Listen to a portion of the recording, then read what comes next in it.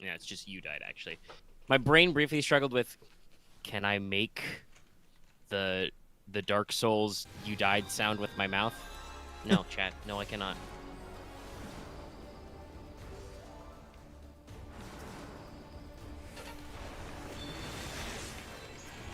Hey, we're Crystal Conflicting. Yep. I would have been a little bit more on the ball with this, but god damn it, now they're actually sniping me. He's got to touch the point. He's got to touch the rock. I do. No, I've been actually kicking ass this round, so they're a little miffed at me. Okay, but I don't remember. There's no way to tell when the other team in a PvP puts an icon on you, is there? No, I wish there was. We've had some funny stories when we've all done group CC, because there's no guarantee you'll all be on the same team. So it's very funny to be like, 5 of us are in a VC. We get split pretty evenly between the teams, and to go like, oh hey Loth, you've got the big number 1 on you. But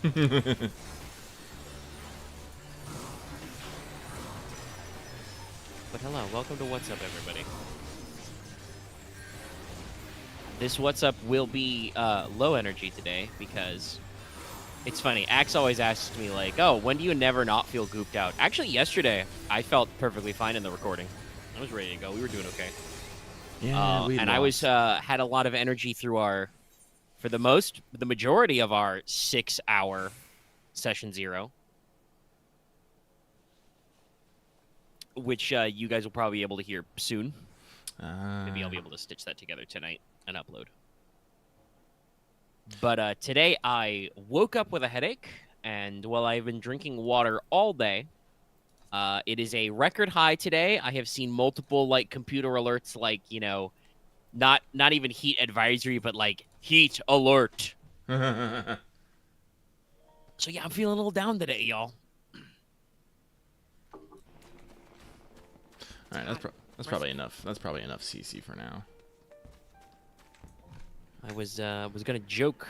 Oh hey, that it might be a shorter episode, but whenever I say that about an episode of What's Up, somehow it's like 3 hours long. Yeah. But before we get into it too much, I would like to remind everybody this episode is brought to you by our patrons. Sorry, I just made the mistake of looking at the Audacity level, and I'm like, oh yeah, I am low energy. Look at those tiny little baby sound waves. Anyway, this episode is brought to you by our patrons, like Counted Harp, Bliggers OG, Call Me Zed, Carlos, Dragon, Ferris, Plays Iceberg, Jeremy Vasquez, GDV 9000, Just the Fade, Jonathan Cinema, Starlight, Legendary Ballslander, Liam Kessler, Region Raptor, Rise of Kenji, Rogue Robin, Charvor, Sean Pryor, some guy named Bob, and Baron the Crow. If you want to see what we do and want to see us do more, consider supporting us on Patreon. I think I made that redundant somehow. Anyway, support us on Patreon. It's cool. You get stuff early and other stuff.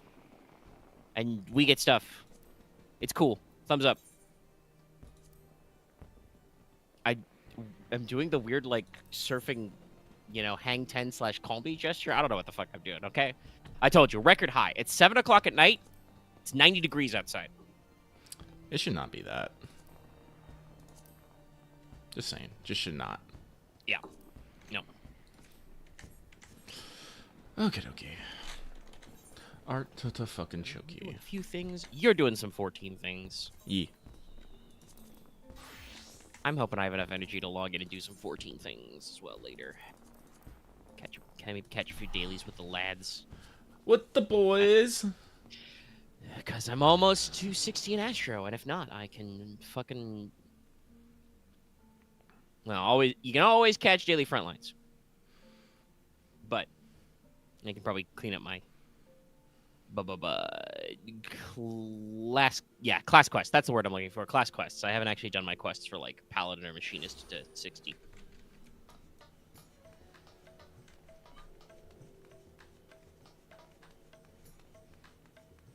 So what are you doing in 14? Right now I am buying rock so that I can upgrade my Manderville Gunblade, which is the Endwalker Relic series. That's why I was just doing some quick rounds of CC, because they just give you they just rub things on. just give you a little bit of everything. So, I guess something I've been trying to focus on in the recent days, and Final 14 is gearing up all my oh, make another need of adjustment. Yes. Check this quest as a Gunbreaker.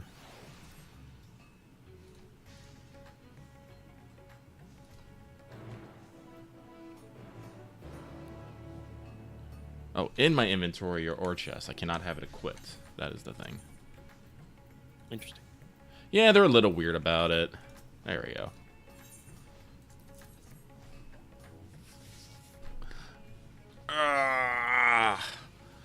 But no, I've been probably gonna be trying to run some dailies and stuff. Like I talked about it. I think like it's probably within the past couple weeks. But ever since the Dawn trailer, I keep fucking saying it. It's fine. Just say it. It's the Dawn trailer. Ever since the Dawn trailer came out, that's usually the moment when people start getting the hype, getting the energy. Like, ooh, we got to get into it. We got to get back to it.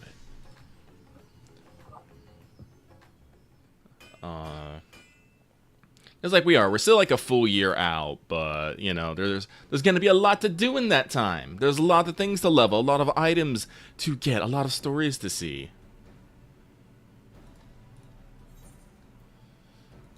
Let's see here. Oh. Yeah, I mean, while I was pretty sure that I would, you know, be caught up with current content in the week mark, or the year mark, I should say. That definitely seeing the Dawn trail and, you know, the projected release window is like, okay, well, I have a window. I know now how fast I want to go with content. And we'll see how it goes. I might have to pick up some extra slack there, but you know, I've been better about doing quote unquote side stuff off camera to, you know, keep going with main prog. And obviously in terms of like pure leveling, I'm fine. You know, I still have Dragoon it most of the way through 70. I'm now a 72 as Red Mage, so like I have classes that are ahead of the curve on my MSQ content.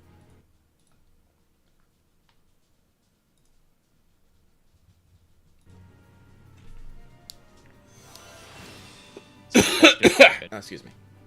I guess the question will be if I'll have a... Well, let's see.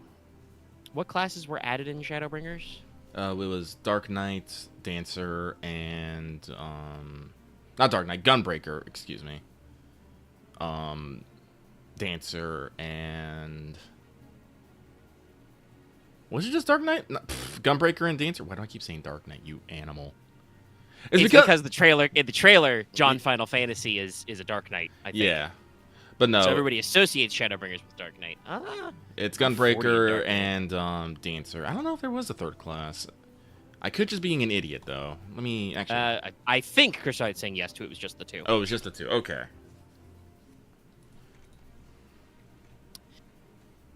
I might be able to have Dark Knight to 70 by the time we get to Shadowbringers. We'll see. I'm only at 40. Freeing oneself from the tyranny of sociable, accessible apparel is a liberating experience. Oh yeah, we're having fun here. We're doing the Final Fantasy. I definitely could have Gunbreaker a lot easier, and I am interested in Gunbreaker.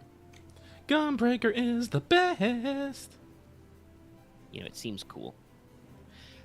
Honestly, wait, hold on. Yes, okay, no, there are 4 tank classes. I was like, wait, is there a tank class I'm not? No, I don't. Warrior is cool, and I understand Warrior is very good. I know that, like, I don't know if I could ever compete at the level of being a Warrior that Loth is. Yeah. He has absolutely saved our butts a couple of times doing some content as just being like, no, I'm Warrior. I know what to do. I don't die. That's my thing. He's very good at not dying. Yeah, like, I just don't like... I've heard that some of the Warrior, like class stuff is, you know, like, genuinely entertaining as well. So, like, you know, I don't know, maybe someday just to... You know, there'll be times when the content will be thinner and I just need shit to do. No, yeah, no, like... I do think that people should just get, like... If you're playing 14, you might as well, you know, try out all the classes, see what you like, and stuff. I'm not... It's like you'll see a lot of people who have like the full 90s and stuff, but usually those people are assholes. But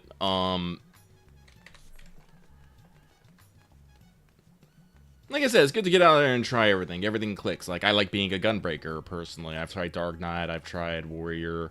Have not tried Paladin yet. But, like, out of the threes, I'm all like, no, I like hitting things with my gun sword and making it explode. Yeah, Paladin, having, you know, just said I'm level 16 Paladin. Paladin's alright. I think it's interesting to have kind of the like, early tank, like, sub-focus on stuff. Like, you know, I'm high enough level to have access to Clemency. You know, there's a few other tricks you've got. But also, God, boy, there's a lot of buttons. Yeah. A lot of buttons. Because you have a lot of... That is actually something I wouldn't... I mean, I know it is kind of important, but if they are trying to, like, reduce the number of, like, buffs and debuff characters give out, I wouldn't mind if, like, we found a way in Paladin to, like, compress the amount of damage mitigation buttons you have. Mm. I understand they're all important, but, like, man, I have, like, 6 skills which are all just take a little bit less damage for a little bit of time. And obviously, 1, 2, it is important, 3, you know, 4, depending on 5, how your healer 6, is doing or 7. if they've got enough heal juice to keep hitting your mitts. Let's see, as a level 90 Gunbreaker, I have... Actually, why do I have... I should move these Looks back. looking at his top bars and he's like, wait a minute. Sorry, I just realized my heal, like, my big, like, my Nebula. And also, I'm gonna be real, I don't know about other ones, but my Nebula, that's 30%. That is not a little bit. Fucking Rampart, which everyone gets, that's 20%. Heart of Corundum, that's 15%. My Camouflage increases my parry rate by 50 while reducing damage by 10. Reprisal is an AoE reduced damage on everything, and my Heart of Light is specifically magic damage for 10. So Reprisal's pretty important, I think, for squad stuff. yeah. Though, hey, as Paladin, I have a second AoE. If I'm actually leveled, I got, what is it, Divine Veil, I think, recently, which is just, hey, your party takes less damage also. Yeah, so I have 6 mitigations, a targetable regen, and of course I have Super Blood! The bane of white mages and their benediction everywhere. Yeah. So no, there's like plenty of buttons, and like Gunbreaker is pretty easy. We have our 1-2-3 combo here. We have a couple off cooldowns like Blasting Zone and Sonic Break. We have our 2-part AoE combo here with Bow Shock as our off cooldown. But then we get our powder charges, which allow us to do, you know, the cool moves, which we gain from doing our regular AoE. So it's pretty straightforward. It's like, yeah, there's a lot of buttons. It's just more. I think most of the classes in Final Fantasy XIV are more about not necessarily remember what every single button does, just like in general, what area of buttons you want to be pressing when in a thing. Yeah. Well, actually, let's go do some level 90 content.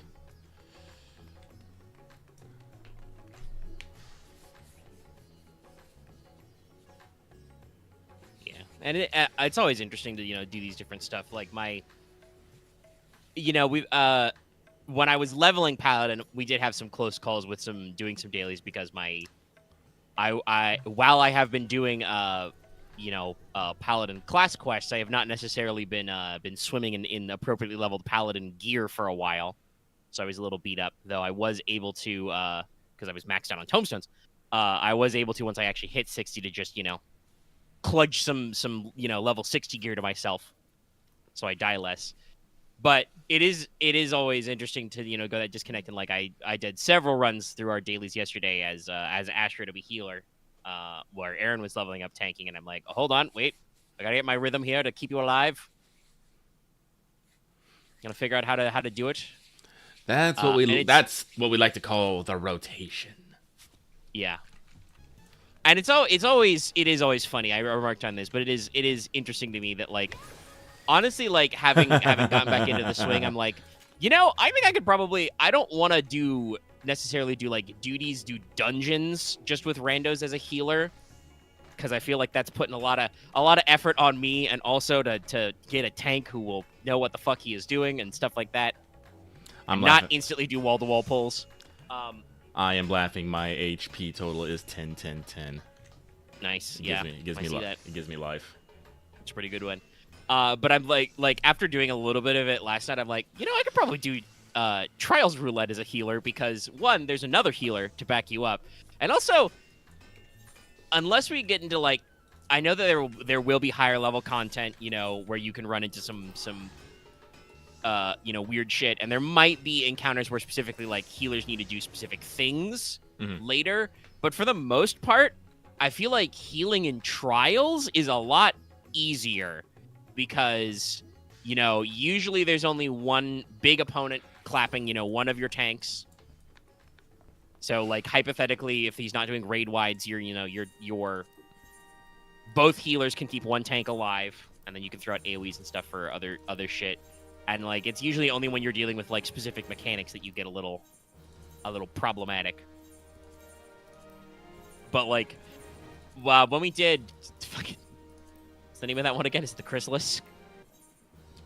Oh yeah, we got yeeted to the dark. Yeah, we got yeeted to the dark dimension when we did Trial Roulette. Yeah, that was there was a little bit of puckering up for that one. But for the most part, I found it a lot easier. Yeah, main story is easy. The question is just like, do I want to be stuck doing Praetorium again? We got lucky. We got Ultima. Which is still a little bit long, but is a lot faster than doing Praetorium. But yeah, like... Man, this one again, okay. It's pretty easy to get in. But like, honestly, I'm all right with Astro. Astro's got a pretty simple stuff. Like for the most part, Astro is plain enough that I don't even need like all of my primary skills. I don't even need my second hotbar. I can just be like, okay, like damage and DPS type stuff is on one shoulder button, healing is on the other shoulder button. I think I have my rescue, res, and swift cast on the second hotbar because ideally you won't need to do that, but sometimes you do. But like it's pretty simple to get in there. Like I'll admit there were times during dungeon runs last night where it was like, okay, I will not be doing damage. I may barely tuck in a dot because I just need to keep slapping heals and then regens usually on our tank. But it works out. So I think I got a grasp on it. Let's do some 90 content Gunbreaker. Yep.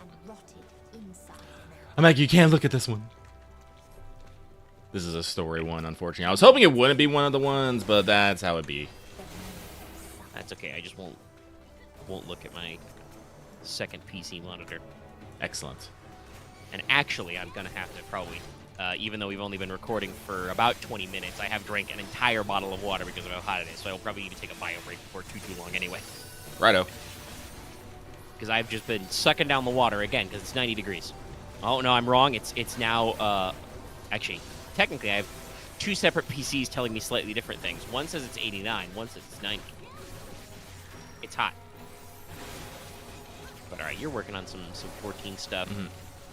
And I think I agree that like it seems like new trailers, whatever they are, gets people going, and there'll be some other stuff in between now and then to get into. There are a couple of bridge patches to do, and there will also be some other stuff. I don't know if they'll in particular like do anything content-wise, but I believe the plan was, for instance, for the Xbox version to launch pre. Oh shit! What number would Dawn Trail be? 7.0? Yeah. Right. Yeah. So I think they said they would do that pre. So there'll be some of that. Eventually we'll get a new PvP series. Eventually.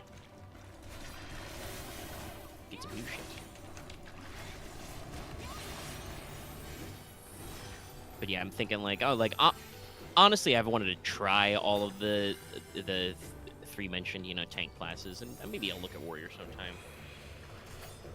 I definitely at some point want to do white and black for lore, because it seems like white mage and black mage are like pretty tied into a lot of stuff going on with magics and history and talking to people. Yeah. I definitely know that Black Mage is not necessarily supposed to be a very fun leveling experience. It's a struggle. So I may want to wait until I've got some, you know, like I've hit level cap with a class, so that I've got that, you know, kind of catch up boost. Yeah. Slurp it up. Honestly, I think the only reason not to do why I like went Astro instead of White was just because it seemed like in our group we have more White Mage enjoyers than Astro enjoyers, and I was like, maybe I'll do some slightly different stuff. I do like White Mage myself. It is my preferred healing class. I like out of all of the healers, definitely I think the class that I'm most like I want to figure out what the fuck is going on here is Sage. But that's, you know, the one that like just dropped, so it's like, all right, I can unlock that one, but do I want to do that yet? Maybe I'll wait till I have a little further in story just in case we can do some weird shit. Make sure everyone's crossed.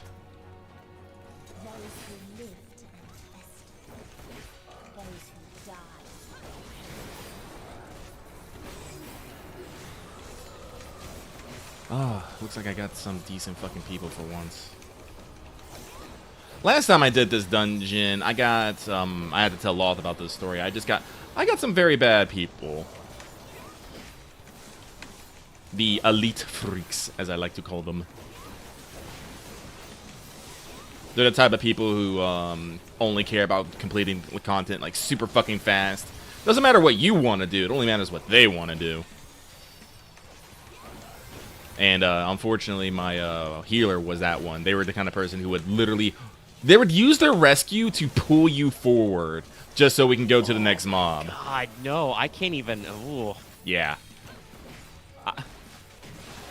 I feel like, in general, my personal attitude is healer. While I do prefer to heal with you guys, I've done a couple of, like, low-level... you know, stuff before just to do it, but like I feel like my personal preference of being healer is like somewhere between the excuse me, I am the healer, I control if you live or die, and the just like, but I'm also the healer, so I'm like here to keep you guys alive, you know? Like I can't imagine being like persnickety enough to fucking rescue people ahead if they're too slow. Like Jesus, just yell at them to sprint or something. No, like I said, it was pretty bad. They're the type of white mage who don't think about healing you until you're like 3/4 of the way dead, and then complain that you're not using your cooldowns when you've been using those cooldowns the entire time to keep yourself from getting that low in the first place. Yeah, no, it was... I was gonna have a fun day on that Final Fantasy. I just quit and I went and played something else because it bothered me. It bothered me a lot. It bothers me a lot. And that one's still green.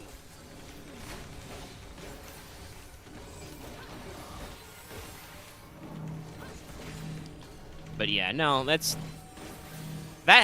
happens in video games. I have that experience more, I think, with Yu-Gi-Oh, with Master Duel than with Final Fantasy XIV per se. But I definitely have had that experience of just like, no, you know what? Today's not the day. Let's go home. Let's pack it up.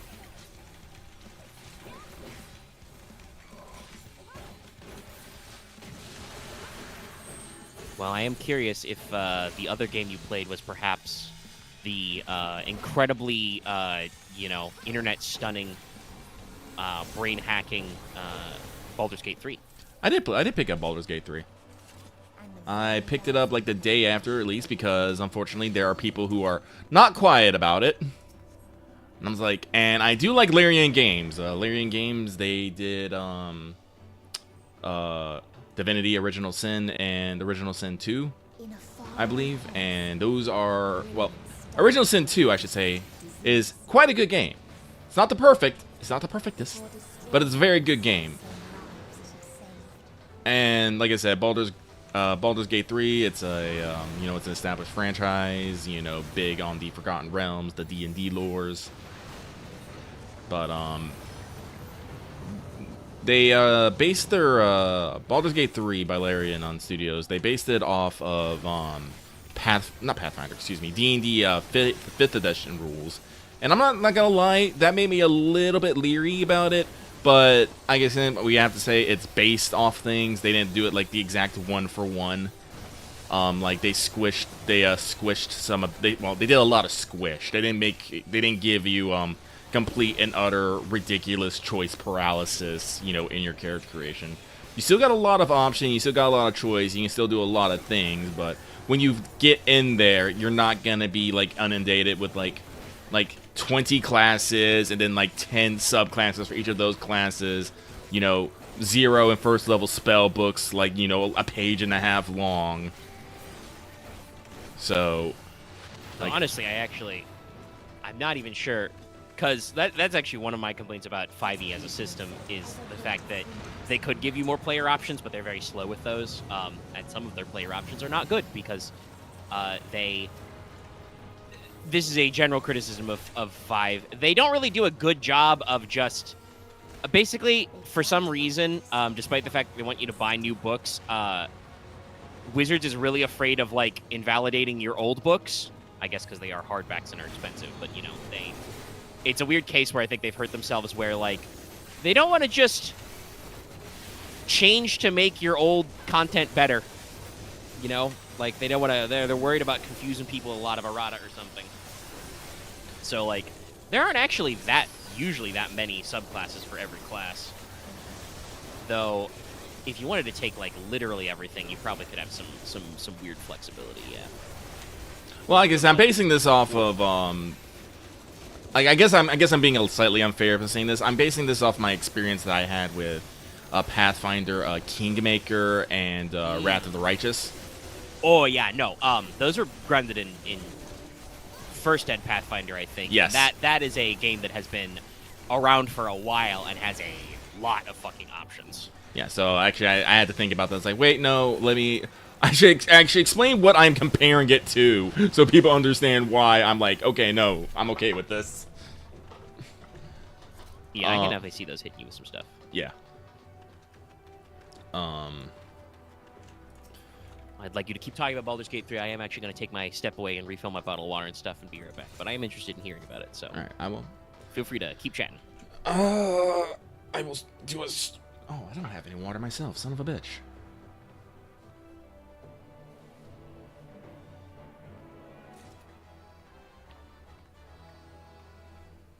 Well, yeah, because I do think that. I think 5th aid is a little bit more balanced, so not everyone... A lot... I'm dying.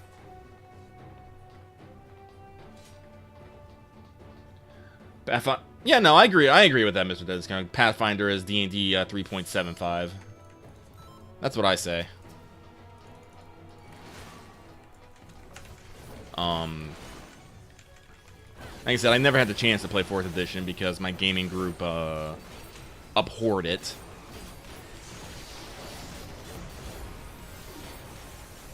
And I have tried a little bit of 5th ed, and I did think it was okay. You know, I'd be willing to play in a 5th ed game.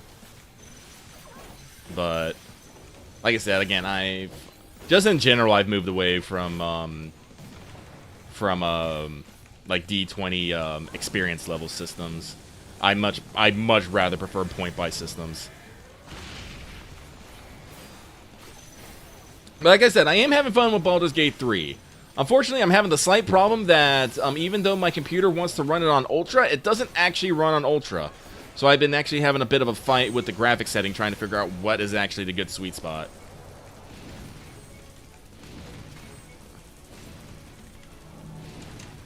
Oop, oop, oop. Get my toes tickled. But I think, like, the best thing about, well, actually, no, there's two best things about, Baldur's Gate 3 is in the writing and in the mechanics. Like, I'm gonna say right now, I don't like the dice. I really don't like the dice. I get fucked over by the dice on a regular basis. There is a reason why we become fucking scum-saving bastards. It's like, if I didn't become a scum-saving bastard, I think I would only succeed in 1 in 5 rolls. That's even with advantage and fucking, you know, Shadowheart's guidance. I love Shadowheart. Your guidance is the fucking best. Thank you, God. Guidance is based. It is based. But when we're not involving dice, there is a lot of cool shit involved in the combat. Like, they have just little things. Like, I love that they just have a fucking shove.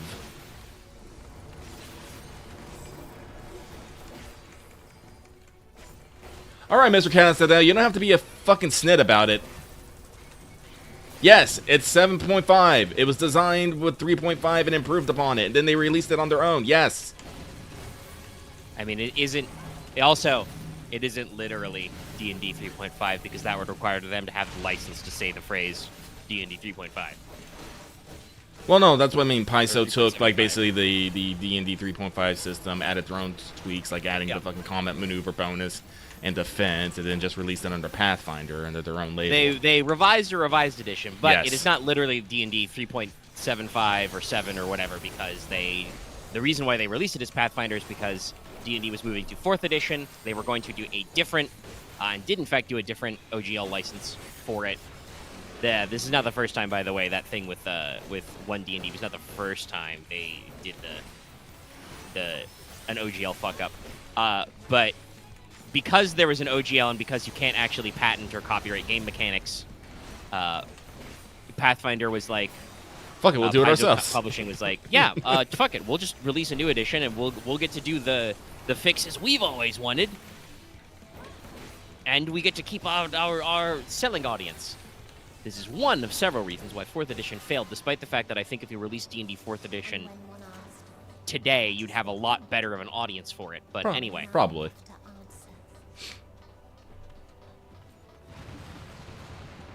But something that Larry and Suyon did in original, like I've only played Divinity Original Sin 2, so I can only speak from that experience. But something that I really like that they did in there is you're not just restricted to whatever your class is. Like, I like in Baldur's Gate 3, you have the ability just to fucking shove people. You can shove them off, it's an athletics check, but you can just push people off a fucking cliff. And it is a viable strategy. Like, you can shoot explosive barrels. You can pick up explosive barrels and set them down. You can electrify fucking pools of water. You can, drop rocks on top of people by, shooting things. You can shoot braziers and have them fall. Like, they have all this little, like, environmental stuff that makes combat a lot more interesting and varied. Because, like, your effects do not just, wait, am I lost? Do not just, don't just affect the combat. They affect the environment around it. There are some fights where you can be like fighting, like potentially fighting you can be like level 4 and maybe have to fight a level 6 boss. But if you like talk to her and get her to like walk over to her bridge, you can just fucking blow up the fucking bridge and she just goes into the abyss and you're like, I win. It's so like, it sounds like, as a positive, shoving is actually a thing you can just do in D&D 5th. I just think people forget about it because this is an advantage of automated simulators. This also applies to Yu-Gi-Oh! But an advantage of automated simulators is it's very easy to present every single thing your player can do in a move list as just like a button. And be like, hey, here's your shove button. Technically, all that other stuff you can do as well, I think you can do in D&D 5th, but it is not default. So basically, it sounds like what you're describing is like, Larian has done a very good job of remembering how you spice up combat by putting lots of different stuff in it that you can interact with, which strictly all of that you could do in D&D, but GMs don't always remember to be like, and hey, here's a brazier you can like kick over to make a fire or something, Yeah. or here's the ropes to that chandelier, you can cut it. And like obviously some of that is improv, like in normal, tabletop role playing, you'll remember that like, oh yeah, hey, you might go, hey, DM, how's this room lit? I don't know, there's a chandelier. And it's like, is the chandelier connected to something? Is there a way that it's, like, hoisted up there so they can light those candles? Because, there's no electricity. But often you don't think of that kind of stuff, and you just end up trading numbers back and forth. So sounds like they've curated a lot of their combat encounter design to, well, honestly, let you do these cool things. Honestly, I think the problem is because this is the thing that like I can definitely say in like Baldur's Gate 3, like, oops, am I gonna die? Like in like once you get past the prologue, which is pretty fucking metal, I'm not gonna lie. Once you get past the prologue, there's like a fight you can do at the like outside a chapel. One of the things you can do is there's two guys. If you go first, there's two guys standing underneath a fucking a rock on a rope. if you shoot the rock down and the rock falls, those two guys just die. They don't take damage, they just die. They just go pfft. And I think that's probably the reason why, like, players aren't necessarily inclined to do those kind of things in tabletop, is because if like, I was gonna say, I don't know how you would do this, Omega, I'm gonna be real, but if most GMs I know, if they was to like drop a rock on someone, they would roll dice. And you could have, you know, trying to do all that setup and payoff and not fucking get anything else, when you could have just, you know, shot him with an arrow and done more damage. Like, yes, the old, you know, hey, what's impact damage? I don't know, it's a big boulder, like 46s. Whoop, 4 1s. Honestly, that oh, hang on.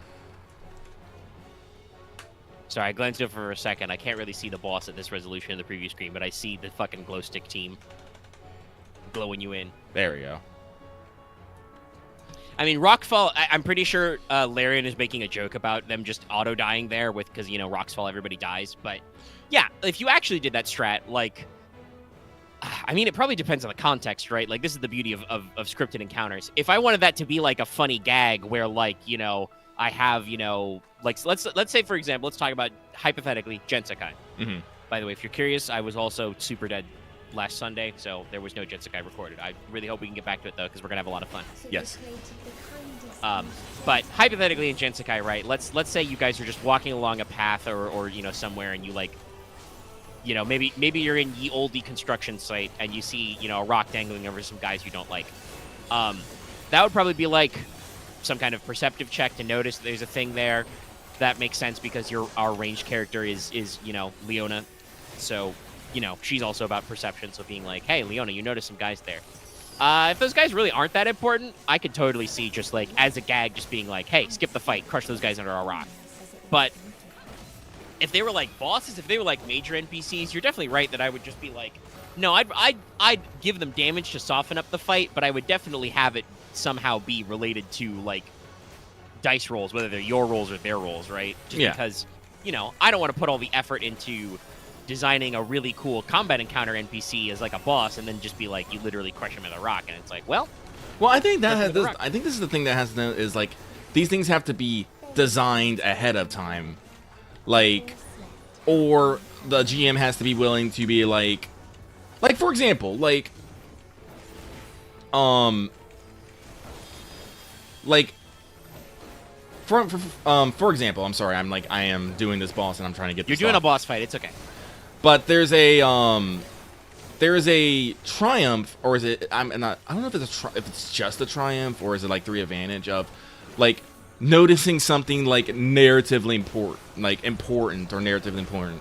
Like, I think it'd be. So it's 1 advantage to notice something that's significant to the scene. It is 1 triumph to, like, have whatever you do something in the scene that is, like, narratively important. They always, like, throw out the old smash the door controls, crush a bridge or something. Yeah.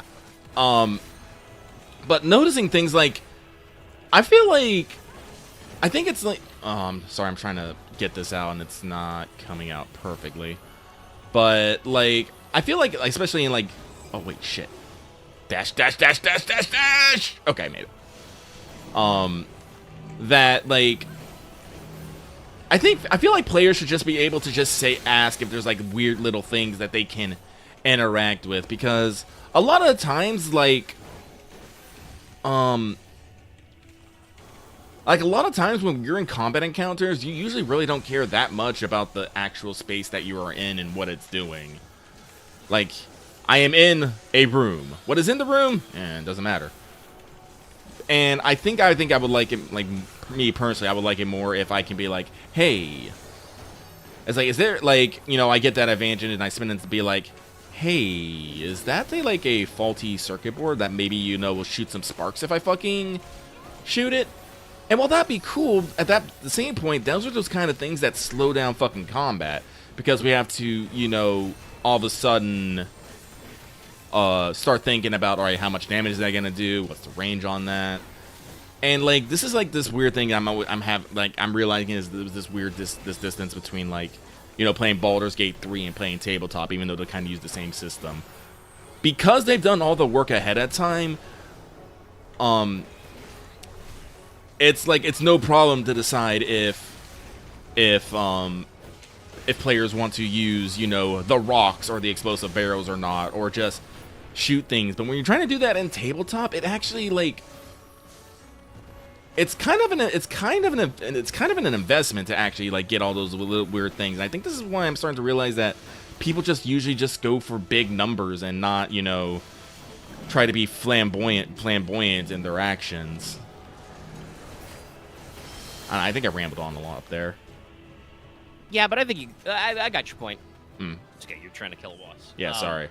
But like, there's a interesting, you know, disconnect in the player, because like you said, normally combat is complex. It's a little time consuming. You got a lot of little dudes to go in there, you know, and go through stuff. And obviously, depending on the system, it can be very fast. You know, we're having some very speedy combats in Gensekai sometimes because stuff just happens. You know, you guys are pretty good at initiative when you feel like it. So yes, thank you, Mr. Dawes Cordell. Yes, more work for DM makes slower gameplay, but computer has done work ahead of time. Yeah, it's this was something I kind of got through but didn't finish all the thought through earlier when talking about like Baldur's Gate 3 is what I would call a curated tabletop, you know, experience, right? Yes. Like it's everything has been done ahead of time. Everything has been put in the framework of this computer to have just it run all the numbers for you. So that has the benefit of everything is pre-calculated, so you can give players lots of discrete, you know, gameplay choices without technically slowing the gameplay down. What? Oh, I'm sorry. I got all the commentations. I'm confused. Nice. What's happened?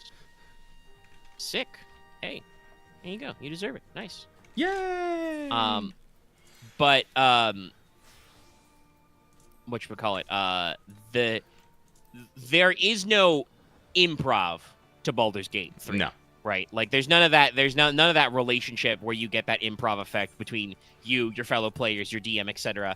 Like everything you do is a choice that somebody at Larian had to sit down and think about and either pre-program or put on their, you know, PC hats and be like, all right, we've built, you know, this situation. We're in a quarry. Quarries are usually pretty boring. They're used for a lot of stock footage, but, you know, there'd be piles of stones around. What do we do if the player thinks, hey, can I push over that pile of stone? Well, we'll just make it so you can push, you know, all that stuff out there, right? Yeah. You know, it is. But, like... But that does mean that you will probably never hit those unique highs of, like, when you come up with some truly off-the-wall bullshit plan, you know, and your GM is like, okay, sure, let's roll some dice, you know? I don't know. You can do some pretty off-the-wall bullshit. Can I find that? There's a video I saw of someone getting through a goblin camp by just being a fucking animal. I don't know if I can find it, though. It makes me slightly sad that I didn't save it. Let me see. Let me see if I have time. Baldur's Gate 3. Oh, let's see here. Top.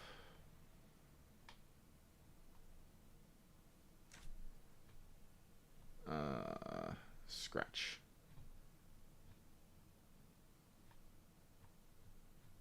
Sorry, I'm trying to find.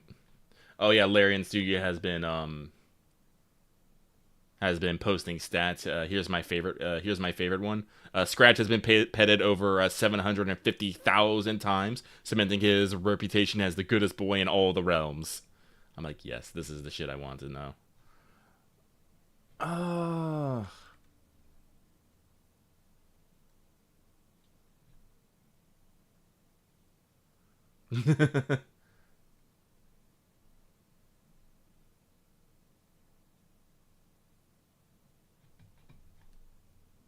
Yeah, I can't find it. Son of a bitch.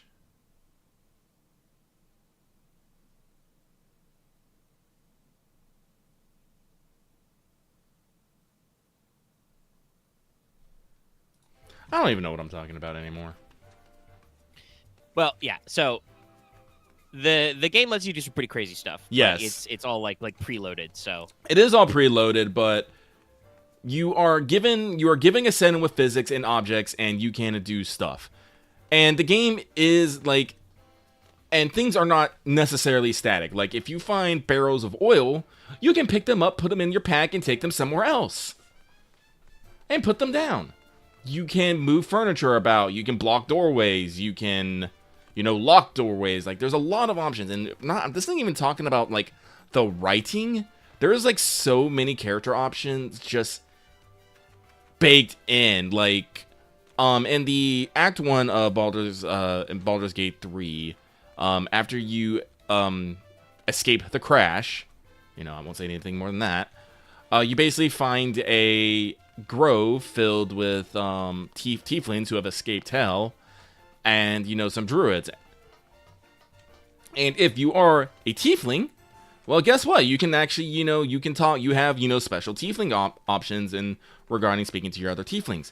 If you're a drow, you have drow responses from being in, because apparently there's goblins nearby, and if you're a drow, you can just walk through the fucking goblin camp because they're like, oh, hello, your holiness. I'm all like, that's right, I am.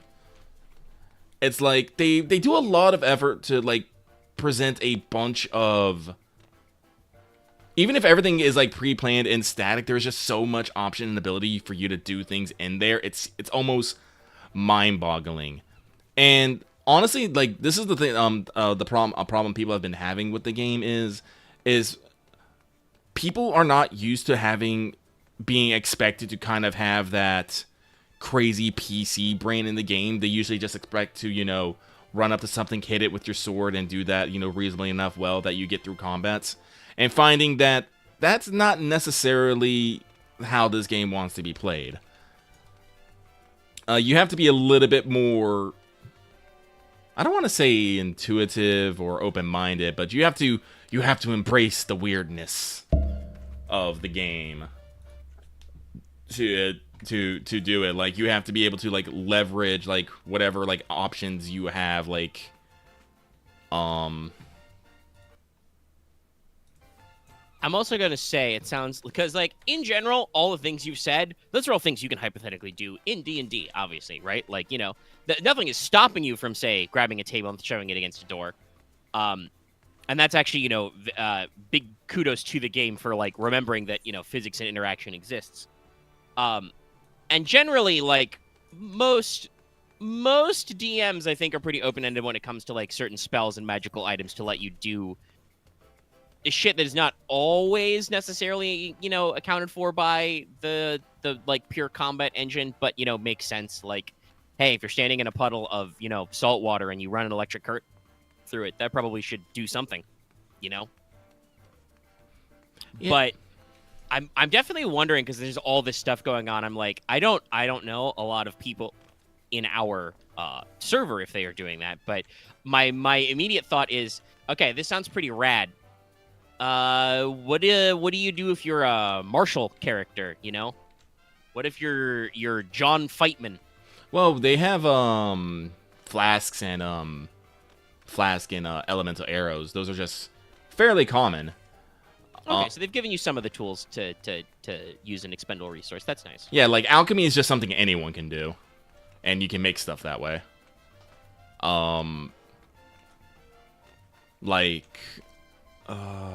Yeah, because you can have just a flask of water, and you can use that you can throw that at a party member covered in acid, and guess what? It gets rid of the acid, and it might get rid of the acid puddle on the ground. Like, items are, like, spellcasters do all have cantrips. This is why everyone says Shadowheart is greatest, because she just has the cantrip guidance, which is just a plus a 1d4 on any and every roll, which is fucking great, because the dice roll will fuck you on this game. In this game. Yeah, if you've ever played actual Tabletop 5e, and I think some editions before that, guidance is great. Yeah, Are you doing a check? Guidance. Guidance. Him. He gets guidance. Guidance. Oh, and Baldur's Gate 3 does this great thing, because you actually have to, when you ever have to do, like, a skill check, like, outside of combat or something, usually what they'll do is they will, like, pause everything, and they'll bring up a dice roller. And what you can do is you can open up an add bonus, and you can just cast cantrips from there. So you can have, like, I'm playing a Drow Warlock right now, rocking the Fae patron. And one of my cantrips is friendship, which is all it does. It just gives me advantage on social checks, and I'm all like, perfect. But anytime I do a social check, I can just pull up the bonus tab and no, I have not beat 16 because I'm fucking horrible.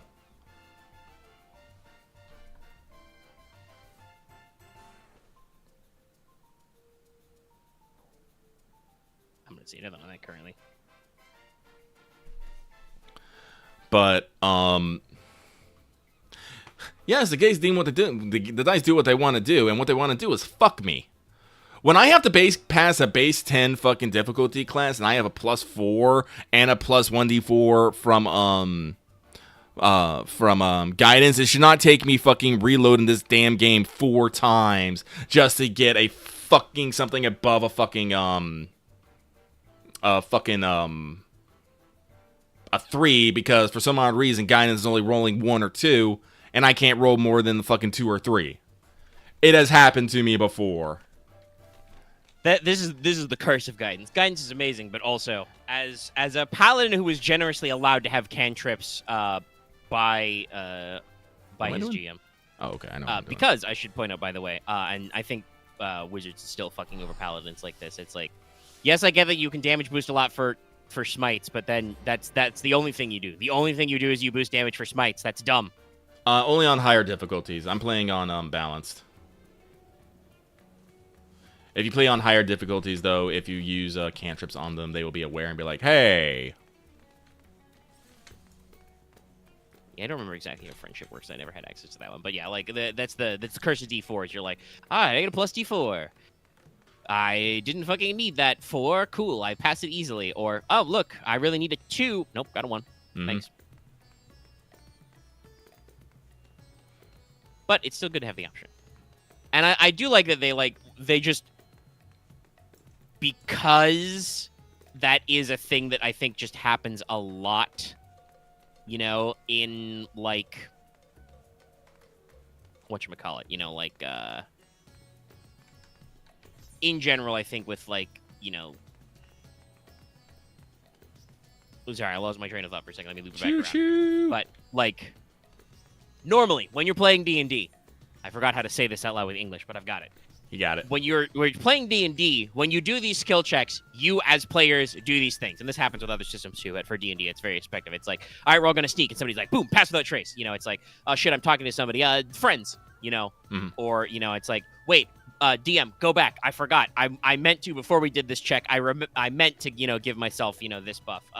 I played a Glory Paladin, for instance, in 5th Ed. So, like, that was my subclass. So I had access to, like, Enhance Ability, which is just the 5th edition version of the, like, 6 spells that all, you know, gave you a boost on your individual attributes. But, like, that's the thing where I could, like, use a spell slot and be like, boom, you've got Fox's Cunning. You know, you got advantage on your wisdom checks now, stuff like that. Like, that's really good that they found a way to capture that kind of effect, but in a streamlined menu to be like, hey, remember, you can cast spells, so you don't have to go... Because obviously, right, like, this is another split between the two. In a computer game, you can't just go, wait, DM, I forgot. Can we remember to do this? You know, it's like that is where a lot of guidance comes from, is that moment where you go like, shit, right, guidance, we're rolling. Or, you know, I Bardic Inspiration him, you know, stuff like that. That doesn't really work in a computer unless they give you the tools to actually step back. Yeah, no, like, I think it's you know, it's very good because it gets that feel while still also being a really good, you know, slice of life. Slack in there. Also, no, re-rolling a die and advantage are the exact same thing. The odds are the same. This is hell. Being able to do the action twice is the same as having advantage. Do the action over 2 turns. This is why True Strike in 5th edition sucks, because it gives your next attack advantage. You could have just used your action to attack and then attack again. The same effect. The main thing with rerolls is, from a game design purposes of the mechanics, is it comes into, like, where they come from. Like, there were a fair number of abilities I designed, for instance, in, like, Mages of War, which are like, all right, when you have this activated, you can, you know, do this, blah, blah, blah. You can, you know, choose to re-roll your check, but you must keep the second result. because that was a percentile-based system. There were, degrees of failure. D&D usually doesn't do degrees of failure, so I think most effects that are like reroll checks, but you got to keep the second result, you're assuming you failed anyway. I don't even think they bother to tell you. It's just usually if you reroll this check, you use the second result. Ideally, advantage is technically optimal because it's like, all right, roll twice, keep the best result. Disadvantage is, roll twice, keep the worst result. It all goes back and forth.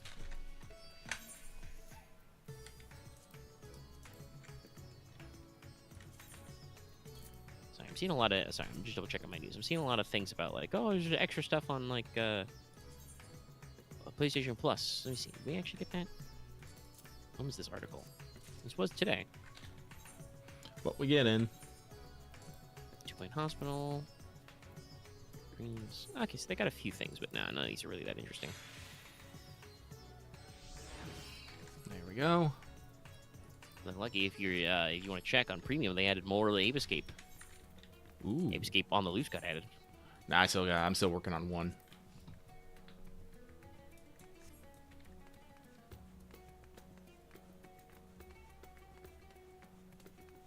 Oh, okay. That's actually neat. It's not relevant, though it does remind me that I haven't fucking started that, but Lost Judgment got added as well. Oh, okay. I still technically haven't beat that either. I got wrapped up in school hijinks. I did beat most of what I want out of Katamari. We got like, let me double check the dates. It's about 2 weeks, I think, until and I gotta wait a week anyway myself. Yeah, it's about 2 weeks until Armored Core 6 actually drops, and then I have to wait for my copy. So I could probably do something new. I need to beat 16 before that. Me and some of the people in the Discord have been talking about how we need to actually sit down and get through our backlogs. Yeah, I've got a few games that I haven't started, and I'm thinking which one to start next. Maybe I should do Lost Judgment. It's been several months. Excuse me.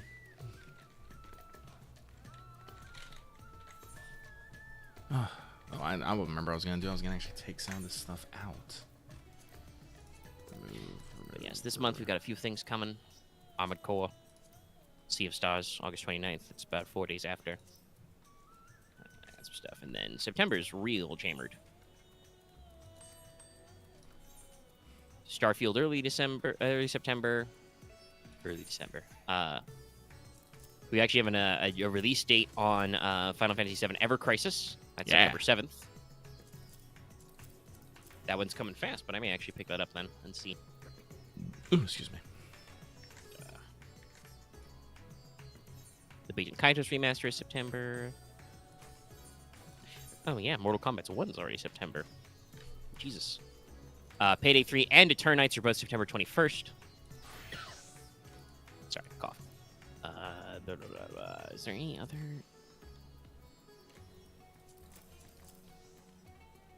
Oh yeah, for some reason, Game Informer refuses to acknowledge Fate Samurai Remnant, but that's there as well. That's September, I think. And Phantom Liberty's supposed to be in there. You animals. Well, I could also join you for Payday 2, but I can probably join you for Payday 3 as well. And I have heard that apparently the rumor or the statement that where CDPR is leaning is that their big 2.0 update should actually hit before Phantom Liberty drops as well. So, no offense to them, I'm probably still gonna wait till actual fucking drop. Well, yeah, you got a lot of stuff to do. Depending on my time, I may actually wait as well. But it is nice of them to actually like get the stuff out there, and I think they said they might even have some new like base game quests that will lead into Phantom Liberty. You know, kind of like how they had a little quest chain to tease, like Edge Runners, right? Mm-hmm. They're gonna add a couple like core gameplay quests to tease up Phantom Liberty, which is neat. That said, since the 2.0 update is gonna completely like overhaul the game anyway, you might as well wait until Phantom Liberty and just start a whole new run anyway. That's my plan. That's probably what I'm gonna do. Yeah. This will be like my third or fourth character technically, but you know, it do be what it do. Maybe I'll make my Corpo again. I'll probably remake my original.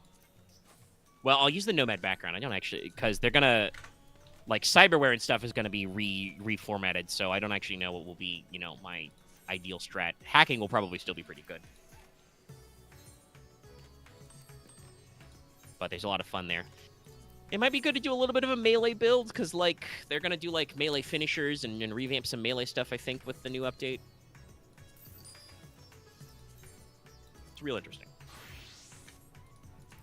But, yeah. There's a lot of stuff. There's a lot of games coming out, and I'm going to be trying to get through some of them. But no, what I probably really do need to sit down and play 16. It's not that I don't want to play, it's just I feel like I have no time for anything anymore. Ugh. Yeah, and it's definitely like... where did you last leave off in 16? Oh, God, I...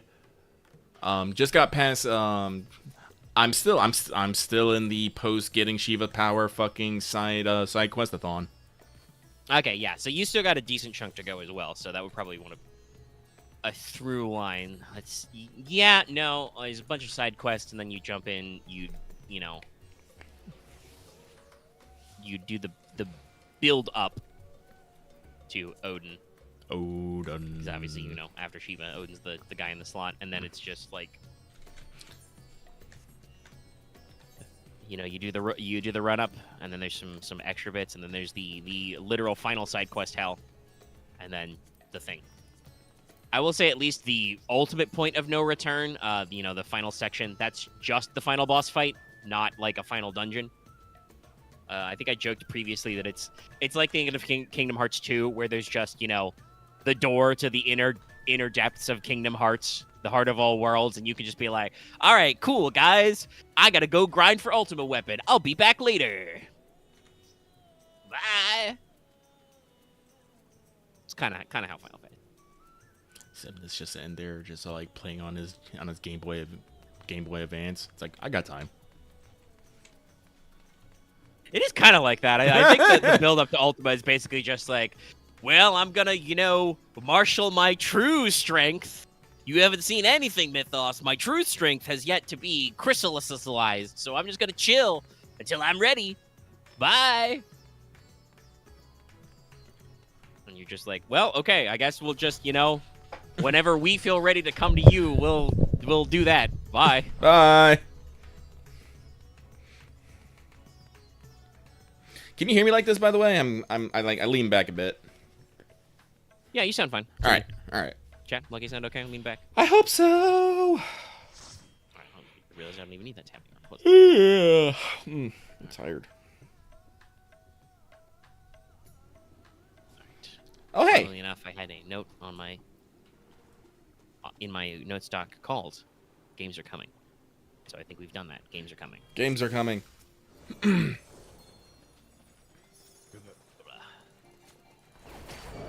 I have a couple of things to talk about, but I think I'm actually going to pause the recording for a second, step away, get my water back up again. I am starting, as I consume massive amounts of water, I swear to God, I think this is like, I'm most of the way through my, like, 4th or 5th bottle of water today. But I am starting to feel better as I keep drinking more and more water. So, it's working. But I am going to pause the recording then and step away for a second and be right back.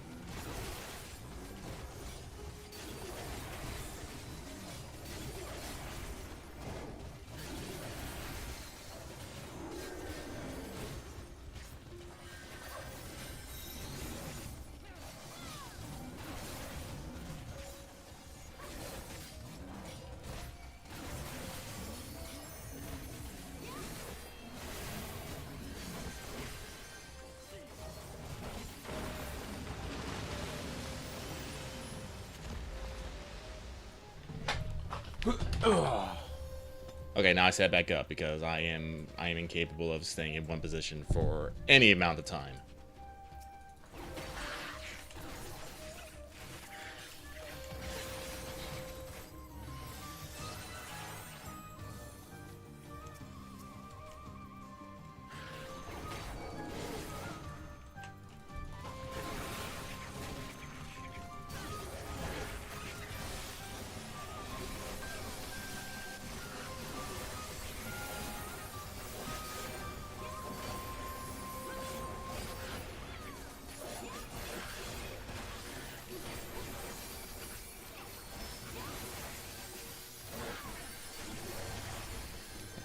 my Aurora.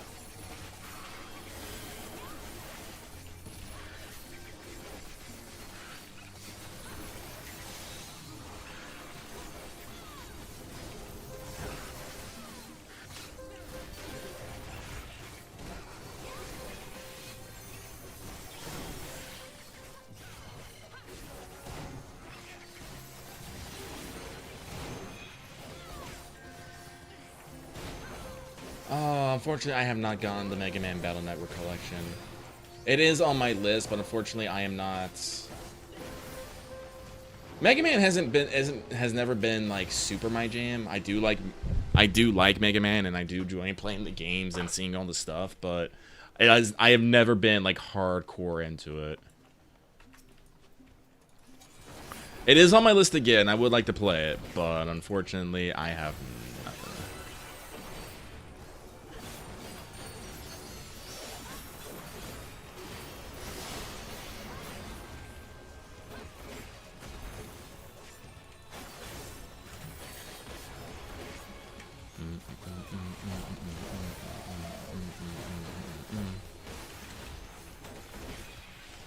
Right now, I have to just fight whatever the fuck this is.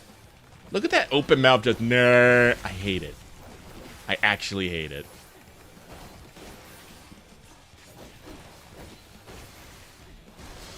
Like, who would make this?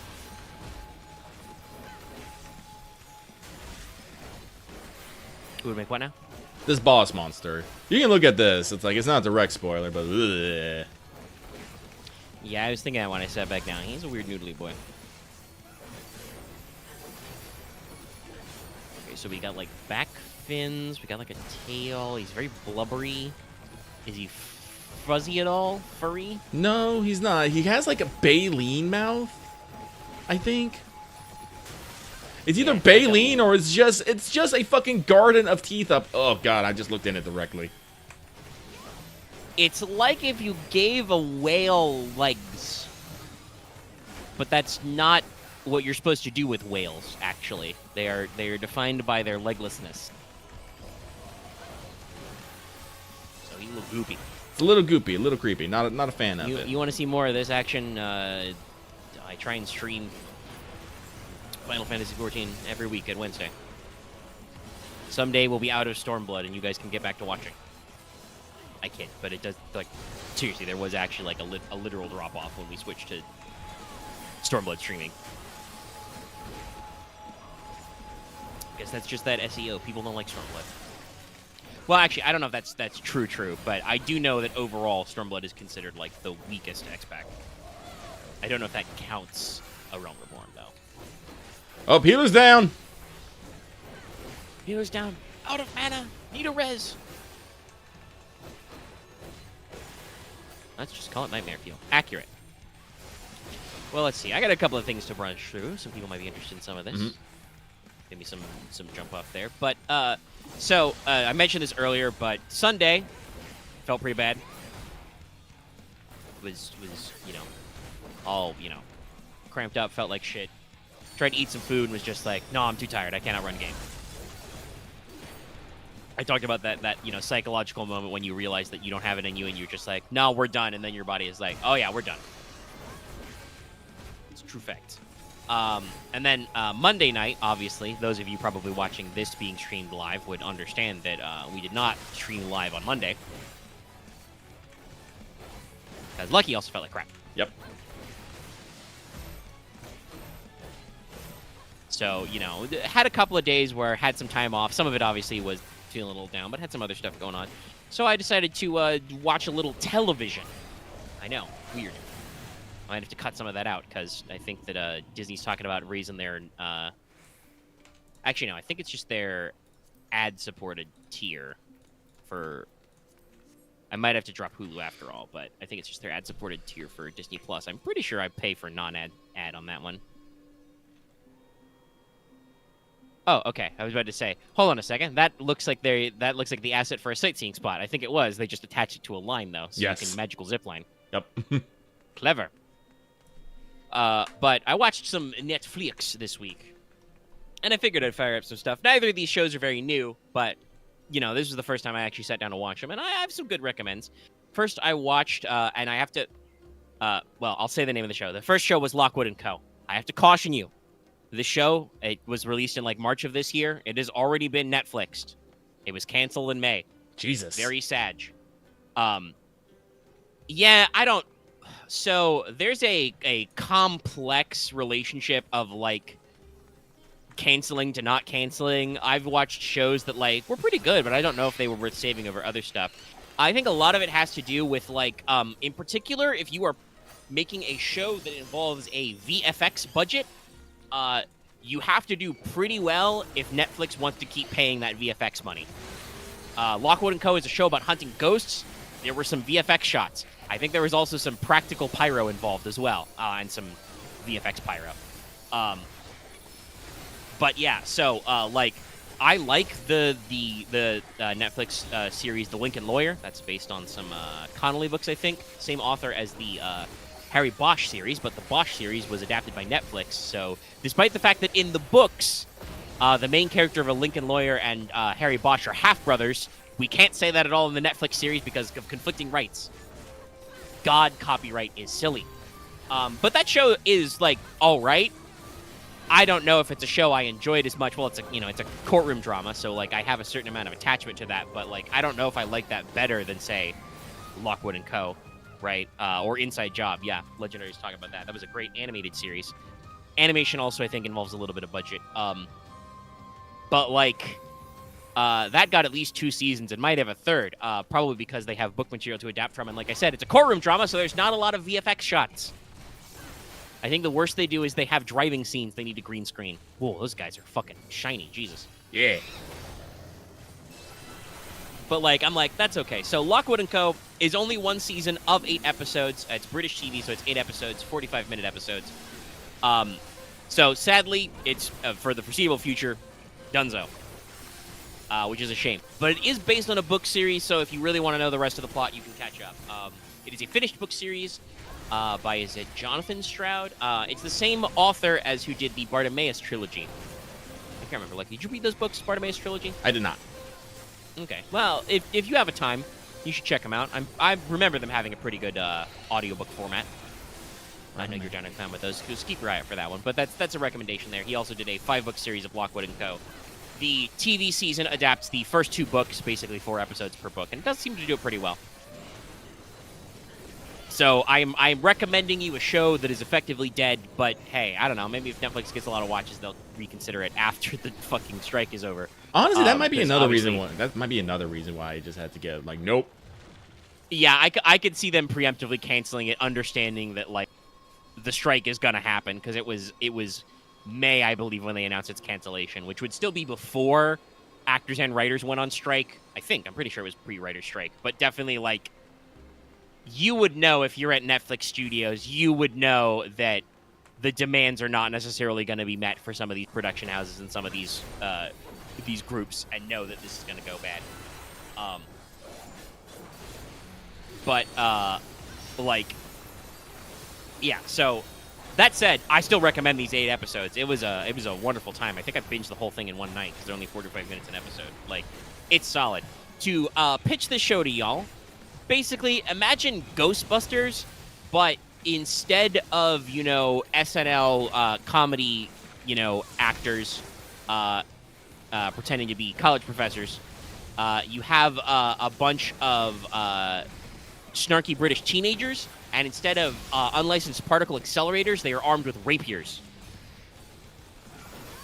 Because, iron wards off the ghosts.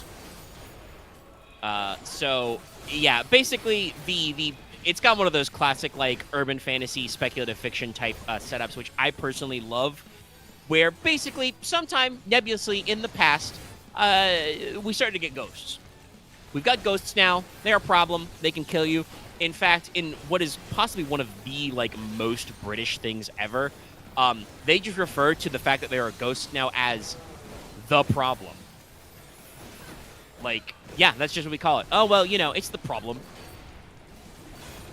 Like how all the instances with Ireland were called the Troubles. They're just like, oh, yeah, it's the problem. So, there are ghosts. Some people can perceive ghosts. Not necessarily like see them like they actually in the series talk about, there's sight, touch, hearing, etc., listening, stuff like that. But only when you're a kid. Only children are apparently close enough to the grave to sense ghosts. If you're a fully grown-ass adult, you can't ghost anymore. So we have child soldier Ghostbusters. Child mortality is bad. Lots of kids get killed by ghosts. So it just kind of fits the dreary theme. But yeah, so it's a pretty solid question of like, where the fuck, why do we have ghosts now? What's going on there? Did ghost stuff predate the problem? Et cetera, et cetera. So it's, I think it's pretty good. Your core cast of characters are, your main character is Lucy Carlisle, who is a very, very gifted ghost hunter, very gifted psychic. She has the sight and the touch, but also is really good at listening to ghosts, which is apparently the rarest talent to actually like be able to hear flashes about ghosts thing going on, which is important because basically like you can dispel a ghost by throwing salt or silver at them or with iron. Iron filings are important. Chains are used. Like I said, every ghost hunter carries a rapier on their offhand, because it works as like a way to ward off a ghost. But if you want to get rid of the haunting permanently, you have to find what they call the source. So usually there is a specific item or something that is haunted by the ghost as because of their, standard issue ghostliness, right? In the first episode, they do an action prologue. I actually talked about this a little because we were talking about like slow burn versus action-packed stuff going on. So the show does like a little in media res thing and then flashes back to set up. But in the first episode, they're dealing with a ghost and they figure out that the source is probably the fact that this lady was murdered in this house and she's like hidden somewhere in it, and she's like her corpse is buried in the wall. So like they're like, okay, the ghost is haunting the corpse. Cool, that's the source. It's not actually, but there's some complex stuff there. I won't spoil it. You should watch the series.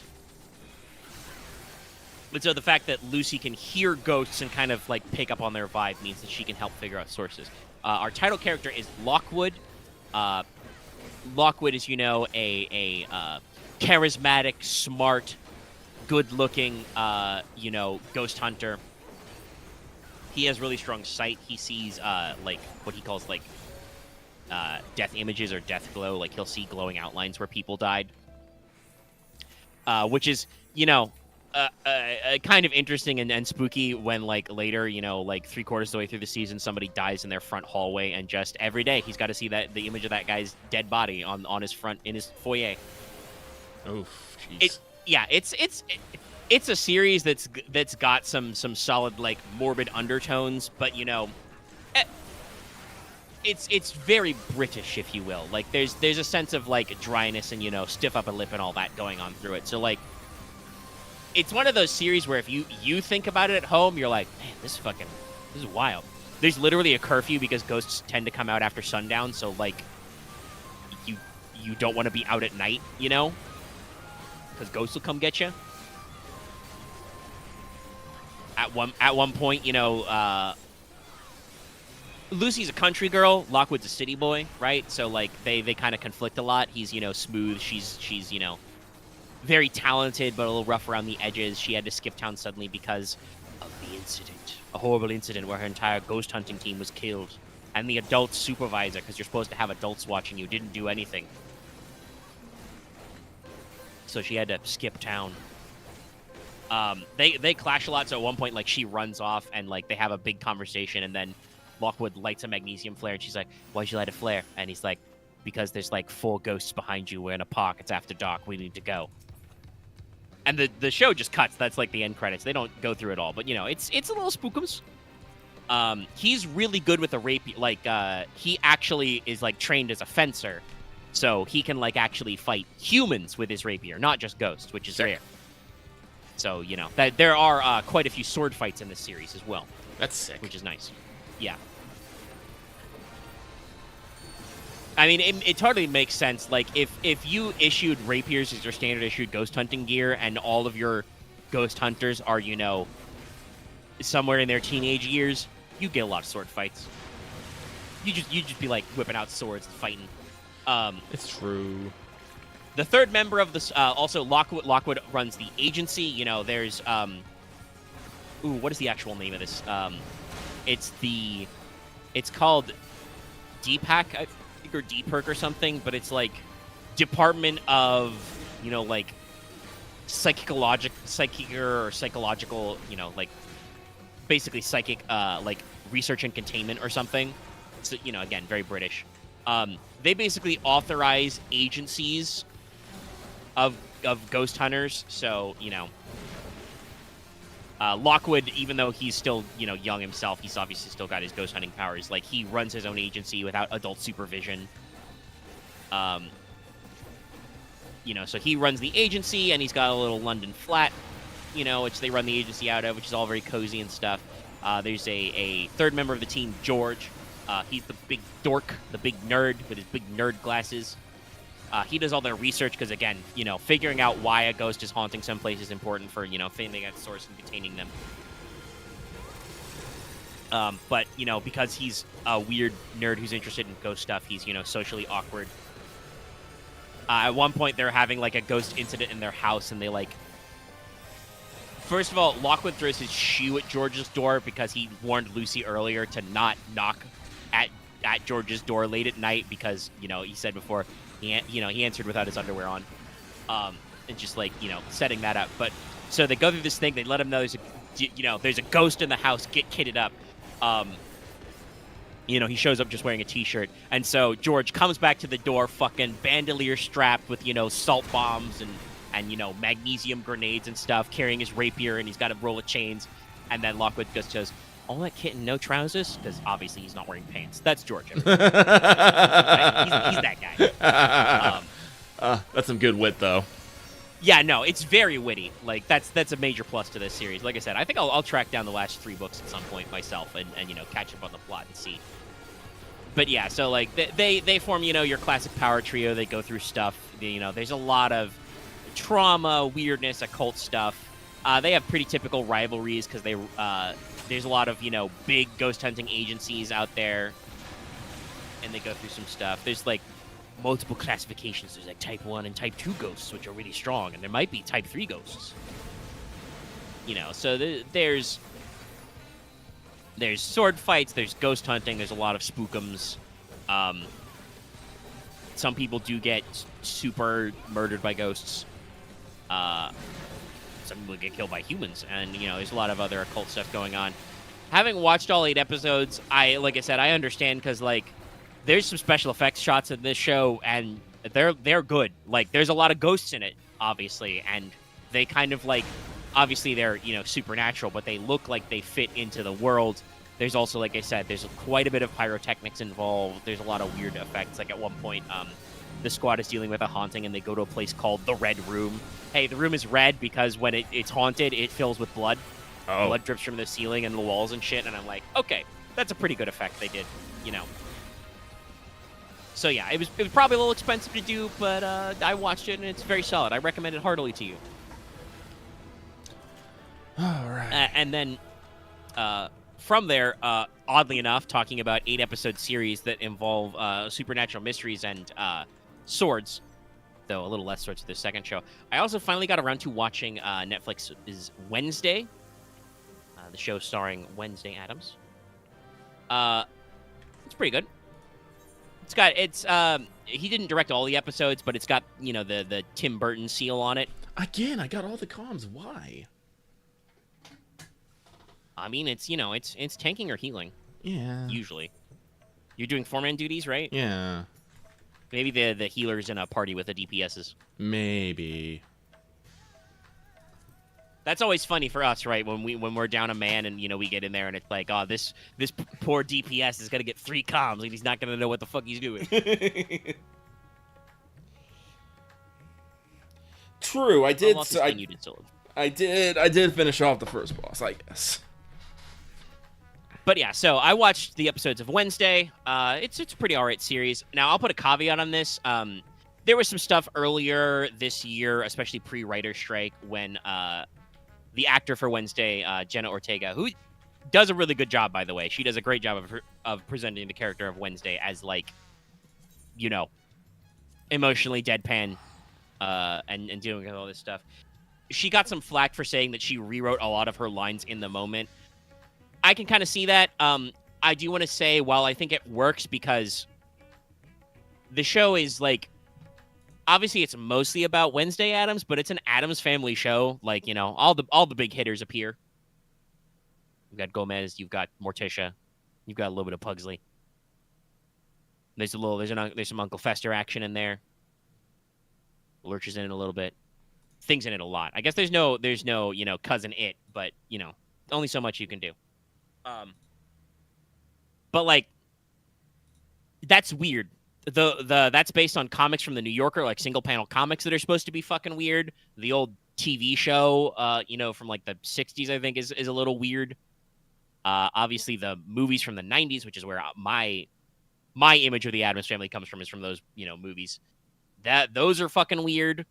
I think there was a TV show revival after the movies that was also like, it's all weird all the way down, okay? And this show was like, greenlit and executive produced by Tim Burton. It's gonna be weird, all right?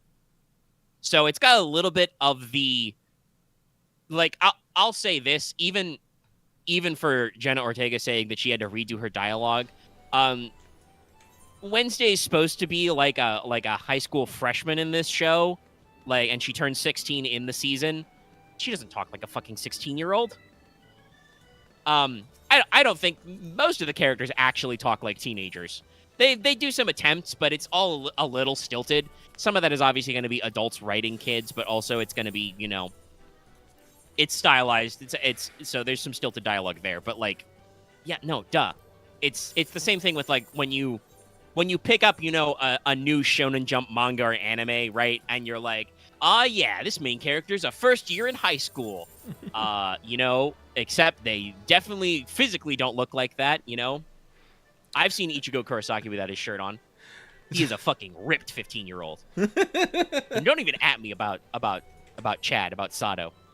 Yeah, Aaron's talking about Chad. Like, fucking, I know he is multiracial, and Japanese people are on average very short, but like, he was a immensely large and broad-shouldered 15-year-old. So like, yeah,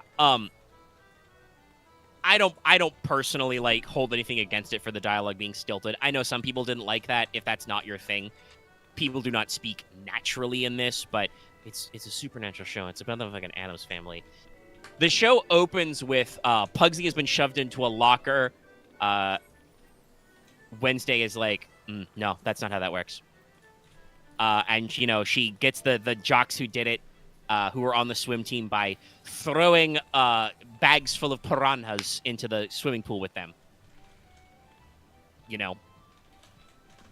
And played for comedy mostly. There's some lovely classic Italian music playing over that. And it's serious enough that she has to get transferred out of school. But like, it's mostly a gag. Oh no, one of those boys, lost a testicle. So she gets sent to Nevermore Academy, which is very big into Edgar Allan Poe, obviously. Is the principal named Raven? No, actually. Damn it. Let me look up the principal's name. She's a great character, though. Played by Gwendolyn Christie of Game of Thrones. Oh. Which is interesting because, like, she's, she still has a British accent, but she's, playing like a prim and proper authority figure. She's got, white blonde hair and is always dressed in a white suit, the principal.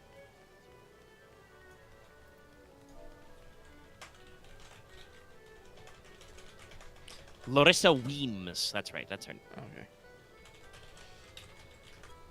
But yeah, like, but so it's a a boarding school for very interestingly, this is something that's been alluded to with the Addams Family, but I don't think they've ever put quite as far in point as the way Wednesday does. We have a very explicit split, and if this is the kind of thing that makes you cringe, you will not enjoy this series. There are normies and outcasts. Outcasts is generally anybody who is weird and vaguely supernatural. So there are explicitly vampires, werewolves, sirens, who are also mermaids, mermaid sirens. But they also have a lot of other shit going on. There are gorgons, male and female gorgons. But also there's a lot of like ambiguous supernatural powers. No. I'm not saying they don't have normies in this school, but there's this explicit divide between normies and outcasts. Actually, well, one of the teachers is a normie, but that's a big deal. She's the first ever normie teacher at Nevermore Academy. But Nevermore Academy is right next to the wonderful town of Jericho, Vermont. Come visit Pilgrim Land. Look at this statue of our founder, Joseph Crackstone. So yeah, once again, I would like to double down. Tim Burton executive produced this. If you are not okay with that, do not watch this show. It's very Tim Burton. Me, I fucking love that, okay? That's great. I think Jenna Ortega has an as yet unnamed role in Beetlejuice 2 whenever that comes out. She has to be Lydia. Well, I think we're gonna have Lydia already. Or it's a sequel. I think we're gonna have like an adult. We might have I think it's a time. Is it a time skip? Is it a time skip? What's going on Beetlejuice 2? If it's like meant to be directly after, then yeah, probably. Okay, maybe Lydia's daughter then. That would not be shocking to me.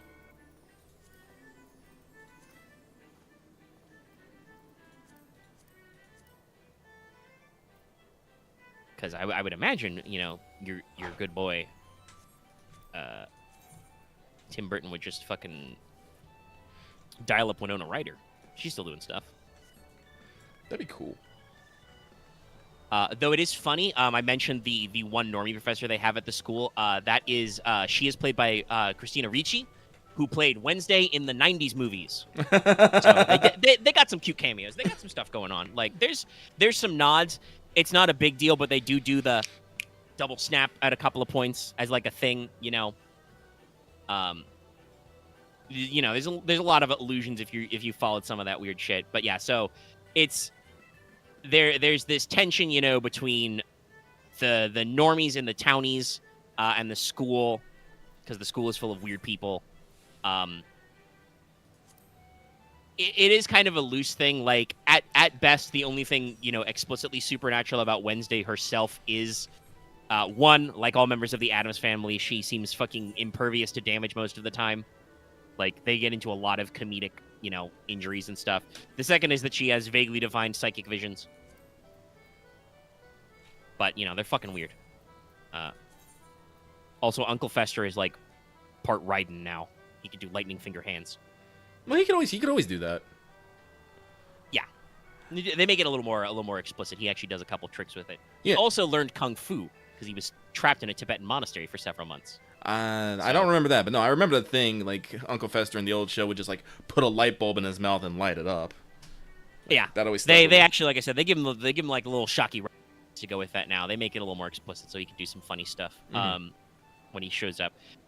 Wednesday is good at judo from him and fencing, which was always something Gomez was really into, but it makes sense because the way they kind of portray this, right, is like Wednesday, is she's a teenage girl in this, so she's kind of on the outs with her mother, but she's got a real good relationship with dear old Papa.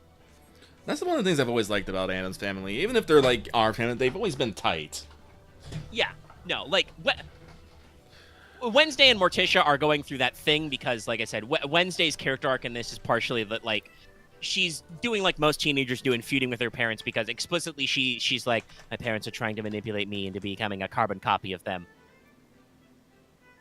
But that it's all really normal, and at the end of the day, they're still tight and like again, literally the show starts with like Pugsy's been shoved into a locker. What does Wednesday do? Demolish those bullies, obliterate them so hard she gets kicked out of school. But like yeah, so it's a very solid. You got your rotating cast of characters. There are some things that I think are where, like I said, Jenna Ortega's like self rewrites on the story go. Like they try to set up a love triangle with two, pretty handsome teenage boys. the way that it ends up being in the show is that those two guys think they're in a love triangle. Wednesday is just like fucking whatever. That sounds very Wednesday in my opinion. Yeah. I think it works, and that is like, that's the drift of like Jenna Ortega got into character and like didn't play up the love triangle parts because she's like, nah, it doesn't make any sense. Whatever. Which is going against a little of the writers, but just because writers deserve to be compensated for their work doesn't mean that their work is always good. No. And also very popular is Wednesday's roommate Enid, who is a werewolf. She is a archetype of they do their best to try and capture a modern teenage girl. Like the show is vaguely set sometime during present day, right? Like explicitly computers exist, phones exist, shit like that. Wednesday doesn't have a smartphone because she's like, I refuse to be a slave to technology. But like Enid is like, oh, you should be on like, TikTok and Facebook and stuff. I've got a vlog. Wednesday is like, yes, as she rolls out her typewriter that she writes her novel on. Her novel starring teen detective Viper de la Muerta. Yeah, no, it's the show has a lot of that, and like I said, I understand how some people are not going to be down for that kind of like very on the nose, very stilted, But I love this shit. Oh man, I mean, I'm gonna be real. Even if we are going for a more like Wednesday's always been kind of angsty, broody, and a little more emotionally dead. But no, I definitely see her like whipping out a typewriter to type her fucking teen fucking detective story. Yeah. Oh my god. And like, it's funny and it's fun because like, on the one hand, Wednesday is like, she's a very strong protagonist. Like, she's good at fencing. She, on the first day of school, rolls up to the fencing team captain, who is also, the local queen bee at school. She is also a siren. And, like, fences her for a little bit, goes a couple rounds, and then challenges her to, a military-style challenge to first blood. We remove our helmets and our blunted tips. But she loses that conflict ultimately. She gets a little scratch on her forehead, so she's not perfect. But she's got a lot of stuff going for her. She plays a mean case of cello, and I've already told Lucky about this, and I think you listened to the piece. Like, yeah, just as the big emotional conclusion to I think like episode 1 or 2, she plays Paint It Black on the cello, and it's like it's real good. I don't know what it is about Paint It Black, but like you can do a lot of stuff to that. Basically, put that melody in any instrumentation, it sounds pretty good. At a later point, explicitly, they're like, there's a day of togetherness and sharing with the local town. Everybody gets out there and volunteers for some stuff. And the principal is like, oh, Wednesday, I've already packed up your cello. We're going to have you play at the commencement ceremony for this new statue. Hopefully you can hit some, some one of those good Fleetwood Mac melodies, And so she plays a little Fleetwood on her cello later. To a scene of the statue being burned down by a very obvious gasoline trail, So yeah, like it's very solid, but like you've got the classic clash because, like I said, Enid is a very modern girl. She's all on like phones and stuff. She has a bajillion plushies. Their room in the dorm is like really high up and has this big, like circular glass window inside that she covered with colored glass. And obviously, when they split the room, Wednesday takes all the colored, paper off. So, they, like, struggle as, like, becoming friends and stuff. There's a lot of very funny, like, dumb shit. Like, there's a school uniform that's, black and blue pinstripe. Wednesdays is black and black pinstripes. Because apparently when she applied for the school, she said, I'm allergic to color. She literally only wears black and white throughout the entire series. So there's a lot of just it's all very on point, but if that sort of thing appeals to you, I did like the series. I think it has a decent mystery angle. It's got some twists and turns. The through line that you're going for is like the early episode, covers that like, oh, there's a weird monster in the woods killing people, and the local town sheriff thinks it's connected to Nevermore. Is it? I don't fucking know. You gotta go through some stuff. And I believe that, obviously, it will not be happening anytime soon with the striking, but, I believe they have picked out a season 2, so that'll be good to see. So you know, catch up on it now and hope they come to terms later. Like I think everybody is fucking doing their best to act it all out. Like all the comp is good. I don't think there was any like, you know, bad special effects or anything. They did have some, you know, like I said, some production byblow. Like at one point, like Jenna Ortega admitted that she filmed part of the series while she was feverish as hell from having COVID, and not necessarily that they like pushed her to do the scenes, but like even though she was obviously, and I believe she said that she felt sick, like they didn't immediately send her to get COVID tested like right away and like bail her out. They like went through the scenes for a little bit before they were like, okay, you're fucking sick, go home, you know. So like that maybe behind the scenes there's a little bit of weirdness, but all in all it seems like a pretty solid show, and we'll have to see, you know, where they come through for more. It's pretty solid. And yes, Wednesday has those like real true blue you know, dyed in the wool like snarky goth vibes. She describes at one point a flashback where she was walking her pet scorpion Nero in the streets of a town, which for some reason the town looks like it was in the fucking 1950s.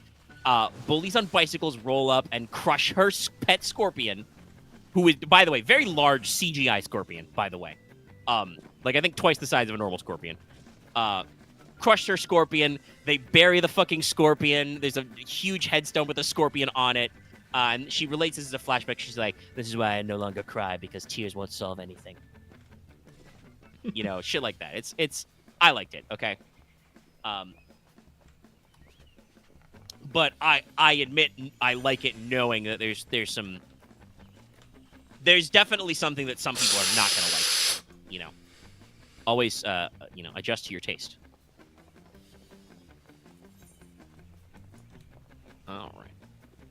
Scratch some stuff up there.